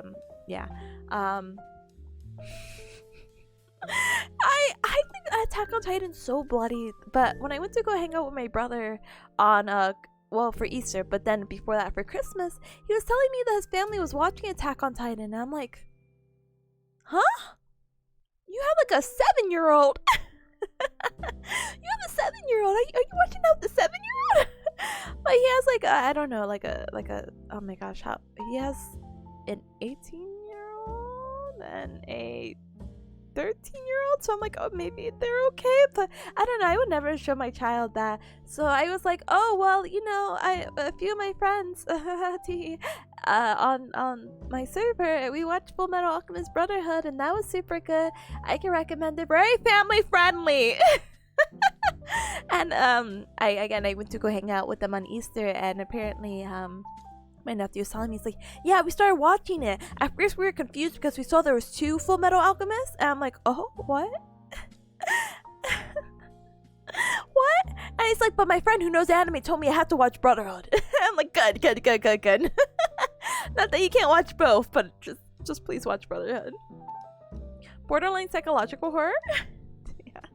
Sorry for the hiccup, by the way. So sorry. And hi, Fleet. Hi. Welcome. If you lost your voice, is it from singing or are you sick? I don't think I've ever shut up from the Donut Dawn for speaking for 8 hours straight, and I think it's hitting me a week later. I feel like speaking more will initiate my smoker voice, or I will start squeaking more than I normally do. So I've decided to kind of take this whispery approach. Look at that, it's ASMR. Wow, amazing. But unfortunately, my mic won't pick up whispers as ASMR. It'll just pick it up as this girl's just whispering into the mic. What the heck? No, but hopefully I'm not getting sick. I have a presentation tomorrow. I have a vacation later this week. If I get sick, I will start crying. Do I start taking vitamins and yeah, my vitamin C and my daily vitamin, my multivitamin? Like, what the heck? Rebel says, I couldn't get past episode 1 of Attack on Titan because the art style. Oh no. I can't. I can see why that would be a thing, but I don't know. I think I had dropped Attack on Titan a little bit. I think it has this weird thing of being really addicting. I think how do you say it? They leave you on a lot of cliffhangers each episode, and thankfully most of the series is done minus like the very last part. I think they literally had to animate like the last 10 chapters, I think, or whatever, the manga, and they're good. But I'm not hardcore like, oh, you have to watch it, it's the best show, da da da da. But I think the story is very captivating if you do decide to give it like an alternate chance, and if you can look away from the, like, I guess, goriness of it, I suppose. Again, the goriness could be worse, but there's just a lot of blood and killing. Again, not Castlevania levels probably, but still enough to make people uncomfortable to want to stop, because I did have a few of my friends who are like, yeah, I never watched it because I didn't like the blood, and I'm like, okay, fair. Starbucker says, I played Gears of War when I was 2, I think. What? Huh? I see a chunky black bear yesterday? Oh, did you say hi? And yeah. I will drink some honey tea and lemon. I'll drink a little bit of tea. I'll seriously take my vitamins because now I'm like paranoid. Use some natural antibiotics if you're scared of getting sick. I'm sick and wow, it does wonders. Oh, I don't think I have any antibiotics or natural quotation marks. Sorry, I didn't mean to sound it like that. I have probiotics. I have yogurt. I ate some yogurt today. Does that count? But the historical implications of AOT really turned me off. I also don't blame you. I didn't... What do you call it?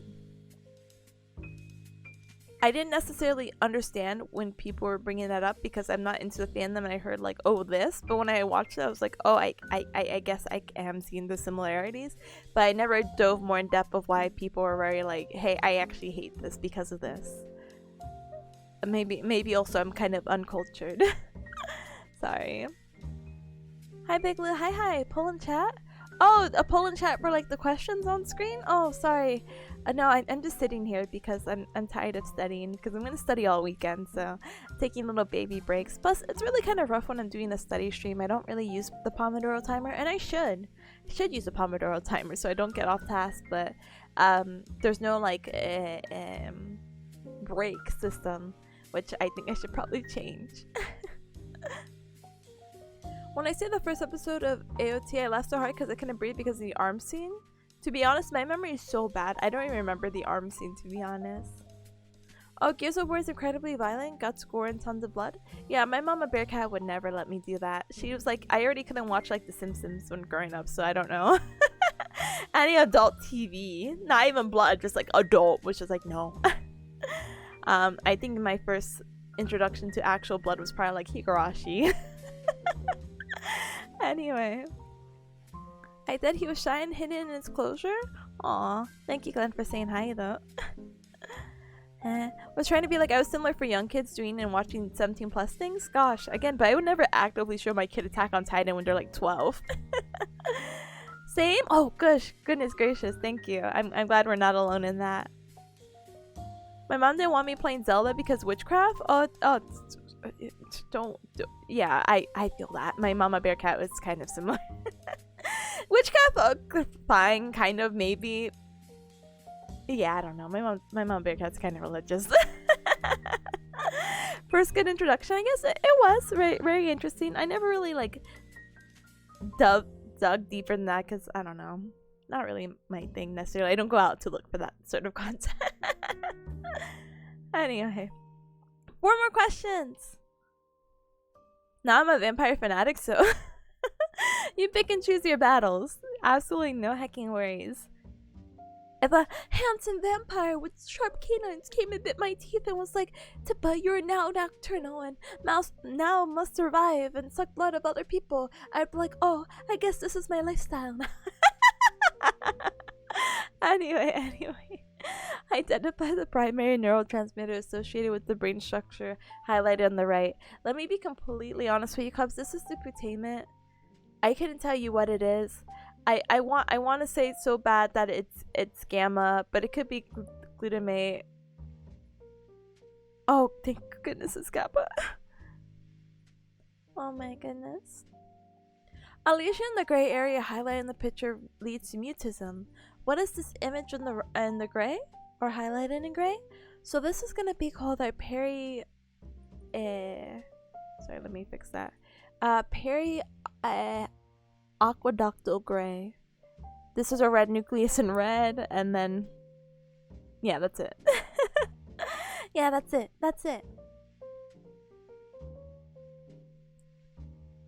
Huh? Bella?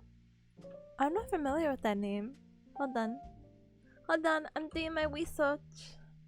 Oh, this guy. Cute. Remember Sexy Vampire by Disco Warp? Let's see. Sexy Vampire Disco Warp. Oh, I do. That's all I needed to basically. I saw the art. I'm like, oh yeah, here you go for the Cubs. I'm not gonna play it. I feel like it'd be rude to play. It's like, oh, I'm listening and having a calm time with Tippa, with some classical background music. I could watch a lot because it's not real. Was beat into my brain. Games don't immerse me now because of it. Oh, I'm sorry. I don't know. I don't get like super immersed into much of anything. I not for any particular reason. Not that there's a choice or anything. I think like the only latest immersion I can think of, again, which makes sense, and I hope it would, is like going into like VR chat worlds because I have my headset, or I have a VR headset, and you know that's pretty immersive because, well, you're in it. During your first treatment with a patient, the patient learns how to scoot forward in the chair. The following day, when you work with the patient, you notice they've forgotten how to scoot in the chair. Damage which limbic system structures may be affected. Oh, I don't remember. This sucks. I actually don't remember. They forgot how to scoot in the chair. Definitely not olfactory. You think it's C? Okay. Yay! You know, this could be it because the hippocampal formation is a part of the limbic system, and the limbic system is going to be, again, that home, and a part of that home mnemonic, they have the M, which is going to be for memory. Woo for guessing?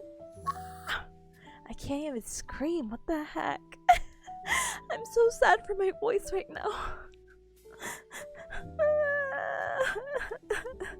I have a presentation. It's okay. During the chart review, you read that the patient has a lesion to the basal ganglion.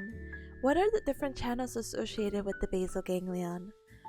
So what's gonna happen here is If we have a lesion to our basal ganglion, we saw that it does a lot of things, but we have to recall the channels, and there should be 3 channels, so I don't know why I'm seeing 4. I think it might be this one. There's definitely a prefrontal channel. I don't know if there's a motor channel, but there's an ocular motor channel, and there's a limbic channel. Honey tea for you? I'll make some. Nice. I'll make some before I leave, probably, and just drink it on the way to school. Cause I don't want to go to school today. I don't want to have this whole weekend today. I don't want to even do finals. But I have to, so that sucks. Anyway, I don't prefrontal ocular motor. I don't know if there's a frontal channel. I don't think there's a vestibular. I'm gonna go ahead and think that there's a motor channel. If it says I'm wrong, then whatever. Yay! There is a motor channel. Time to embrace a full-time streamer life tip. I can't do it if I if I lose my voice. Maybe I could be a text-to-speech streamer. Maybe I'll just give my voice to an AI, and then the text-to-speech is just my voice. There you go. There's a solution for everything, thankfully. We just gotta find the technology. Depa John 300. Thinking of the vacation, you could do it? I am constantly thinking about the vacation, which just makes me so sad. I haven't finalized like the well, I mean it's there, but I haven't finalized like the 3rd day. But I'm there, and I just want to get that finalized, and I would find peace in my heart, and everything else is planned because I'm totally normal with planning. Do I still have the screenshot to show you, Cubs, if you haven't seen my planning? That's completely normal, by the way. Oh yeah. Oh yeah. Oh yeah. Completely normal planning, by the way. The list is not even complete. Completely normal. But what the heck? What do you mean? I have to plan, my dude. Money. Huh? I'm going on vacation for 2 weeks! What do you mean, huh? I would use a real curse word. I just want you to know that. Is it that shocking? I'm going out of the country for 2 weeks. I'm getting my money's worth. Over planning exists. Oh, this is not over planning.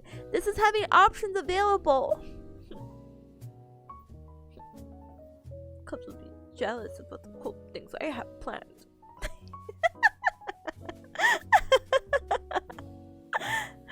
Just you wait. Some people just like exploring. I hate wasting my time. All options exist. I guess they do. But no, seriously. I don't mind exploring. But if I explore in that certain area, I might as well do some of my research and be like, oh, wow, we're going here in Tokyo? Oh, okay. Well, in the Shibuya area, they have this store I would really like to check out. The Parco Mall. They just recently opened it a few years ago, and I didn't get to go last time I was there. And it has the Pokemon Center. Oh, we should definitely go to the Pokemon Center. Oh, and, you know, they also have the Nintendo store. Yeah.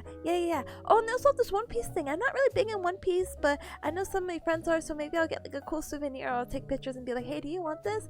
And then that's not exploring, that's having the sync goals in a route. Oh, okay.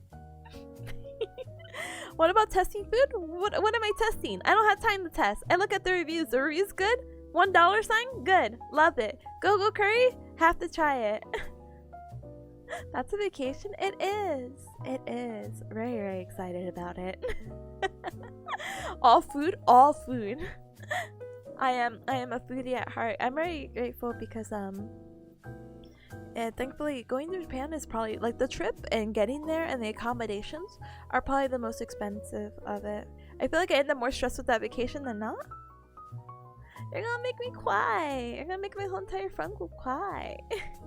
Here's hoping you stumble over the P3 merch. I'm hoping. I'm so hoping.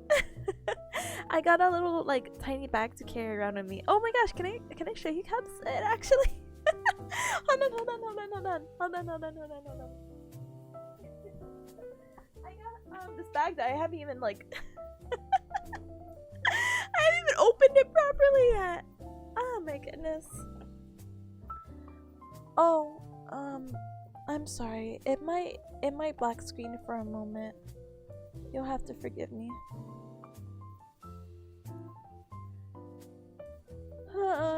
Oh, this webcam is unplugged. Ah, goodness gracious, great balls of fire. Hold on.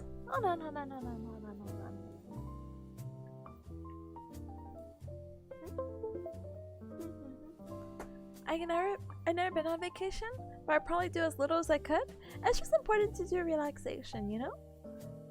As stressful as that trip looks like, I promise it's all relaxation.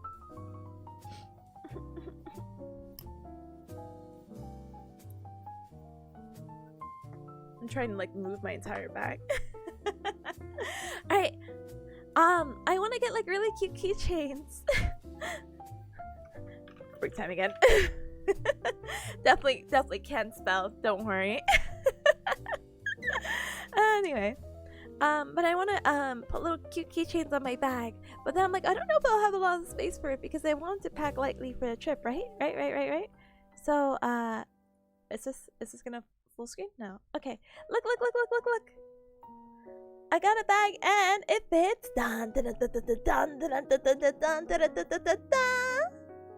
Look, it fits a tip of plush. It's not open as you see because I got lazy. But it's cool that you bring up Persona 3 merch. Her? She's so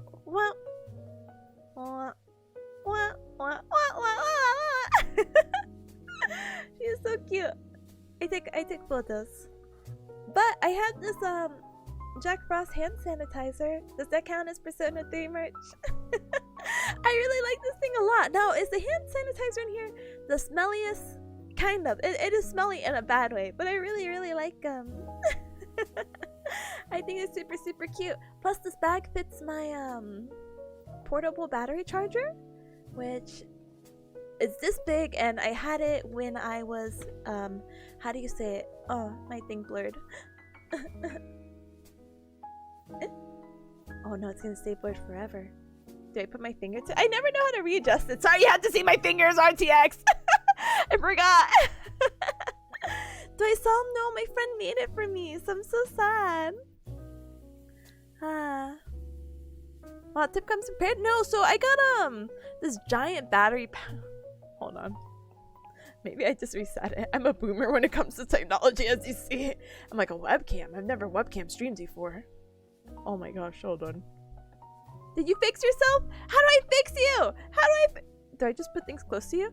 But I had this for so long, and Robo, a fellow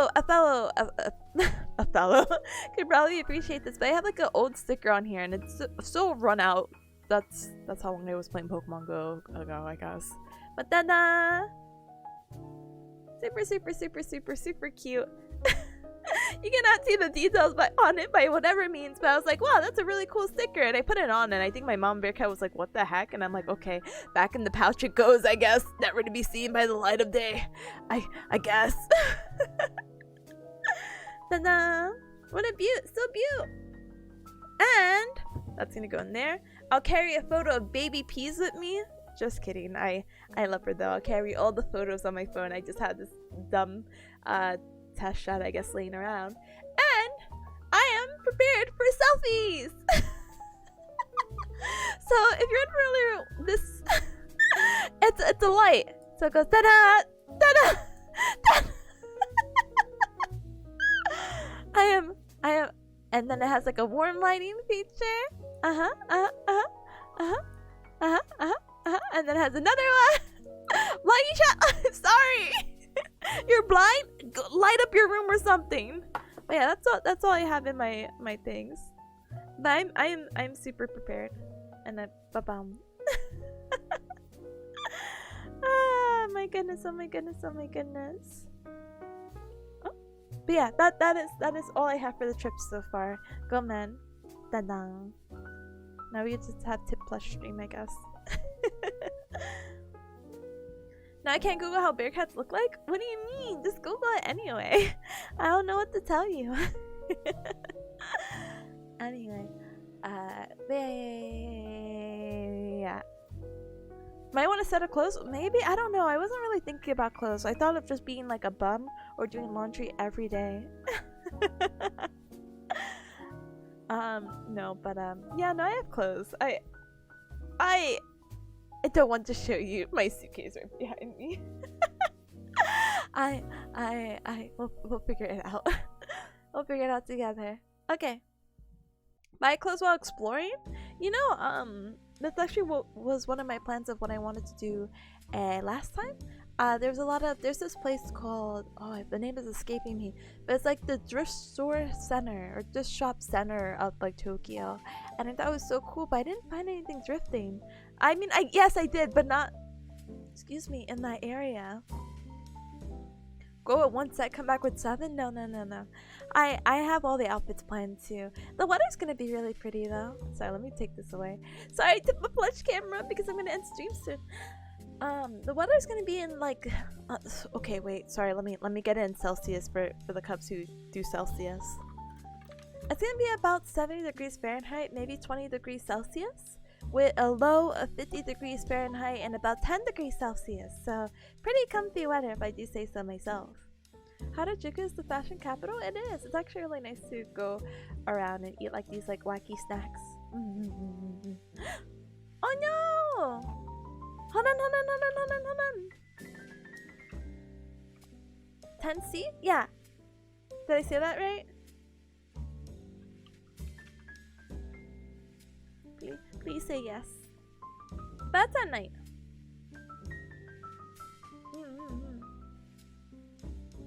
That's kind of cold, yeah. That's why I'm bringing a coat. Don't mind me. I should study Japanese. I know Korean. Oh, let's go! Learning languages? Couldn't be me. Go man. Anyway. But no, good luck with studying different languages, because gosh darn it. I know I have very little brain for even English. Y Spanish. Sí, yo entiendo español, pero un poquito. Yo... mi español, pero así es, sí, pero es muy mal. Muy mal. Like... So, big sag. Alright, damage to the right hemisphere of the cerebrum would lead to which of these? Lateral hemisphere deals with the extremities, and if they deal with the extremities, it's appendicular, but if it's the cerebellum, it'd be the same side, so that. Yay. Last question! While reviewing a patient's chart, you note that they have a vitamin B1 deficiency and a past medical history of alcoholism. While interviewing the patient, you notice that the patient confabulates some of the history. What pathology do you suspect in this patient? Korsakoff. We didn't talk about this one, but this one's really interesting. They have a lesion in this brain, they just result into alcoholism, which is a very interesting thing. Not dementia. It has to be a history of alcoholism and B1. I got you. Ta-da! Alright, I'm done. I have to go to campus. This was a study session. Can confirm. Did look at it and I do feel better about it, but my brain is not focused on this, so it's kind of like, well, Tippa, why shouldn't you study for the other stuff? And it's like, yeah, you know, I probably should have done that, but I'm gonna do it when I'm on campus with my classmates with the machine in front of me. So you know how I keep mentioning electrical stimulation this and electrical stimulation that? I basically have my practical of how to do it, but the machine is okay. Like I'm not like, how do you call it, confused about that or anything, but yeah.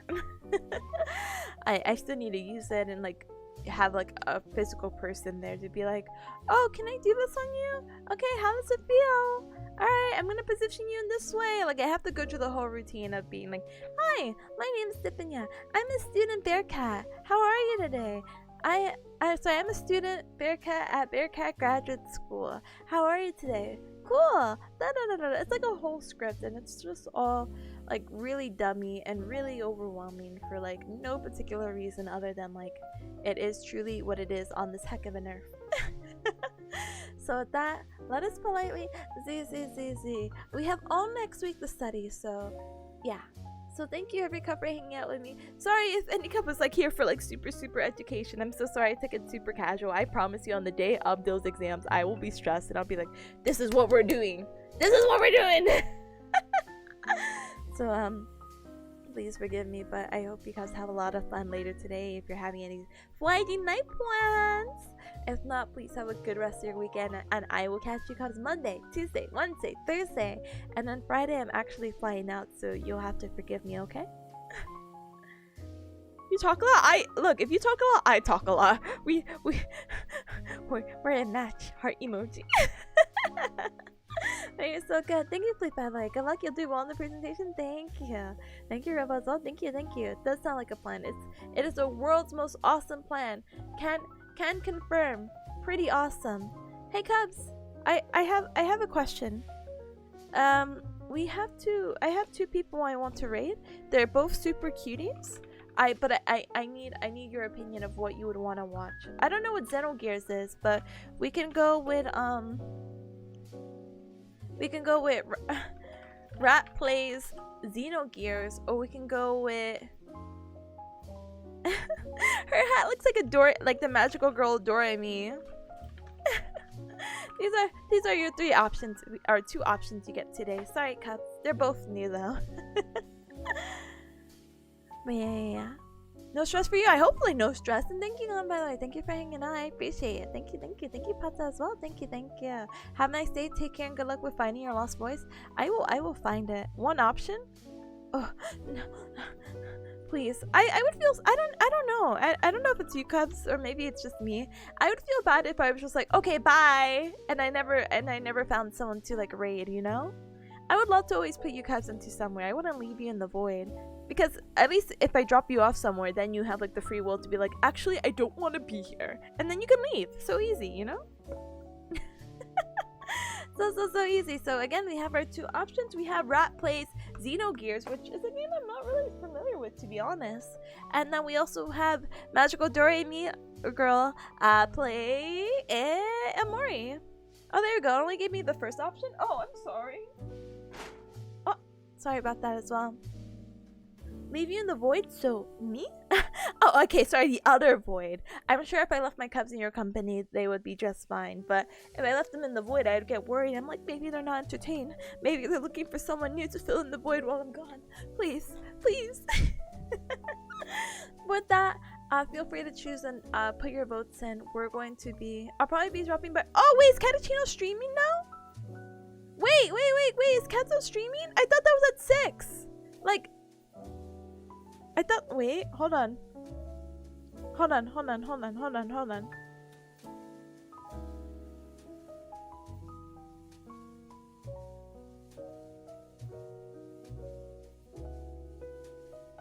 I'm scrolling through my list right now.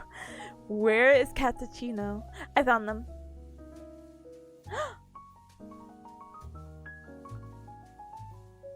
They are streaming. They've been streaming for 2 hours. Oh, they stream at 6 their time. Oh, I keep forgetting the EU Cubs. Okay. Perfectly fine. Fair. Wonderful. Okay. Cause we have to keep up our tradition of raiding into people's birthdays. We have to politely do that. You guys will be in such good hands with Kato because they are there with a lot of other friendos and such, so please do give them your support, okay? Okay. Bring your birthdays. I just somehow find them. But if you're curious about the other options as well, I am gonna just give them a shout out because I think they are really cool people to check out. There's Clems right there who's playing Xenogears if anyone wants to go check that out. And Marikyun, who is a super I like her layout a lot. I think it's actually really adorable. Well, let us go celebrate Kato because birthdays only come once a year, and again, you're gonna be in super good hands. I can confirm that. So you won't be in the void. Dun dun dun. Alright, Cubs. I give you lots of love. Oh, I'm so sorry. Did I not chill? Discord on Tuesdays we do anime nights. If you want to join, chat, hang out, you are more than welcome to. I will be gone this weekend because of school, but you're more than welcome to say hello as we say our good mornings. We share some other memes and other wacky stuff, so please feel free to check it out, okay? Twitter, I have my schedule pinned. Today was my last day of streaming, but again, like I said, I'll be back Monday through Thursday, and we'll probably be doing actual studying instead of my super casual like hee hee ha ha look at me. And then my socials, I have the YouTube and TikTok, so feel free to check that out, okay? Okay, thank you so very much for all your support. I appreciate you. Like I said, please have a good weekend, and let's wish Kato a happy birthday. Happy birthday, Kato. Happy birthday. There's 2 people who said happy birthday. Are they ending? Please don't tell me Kato's ending. What?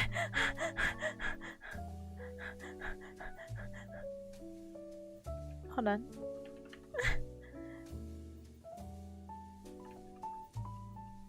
Fast, maybe we can get there before it ends.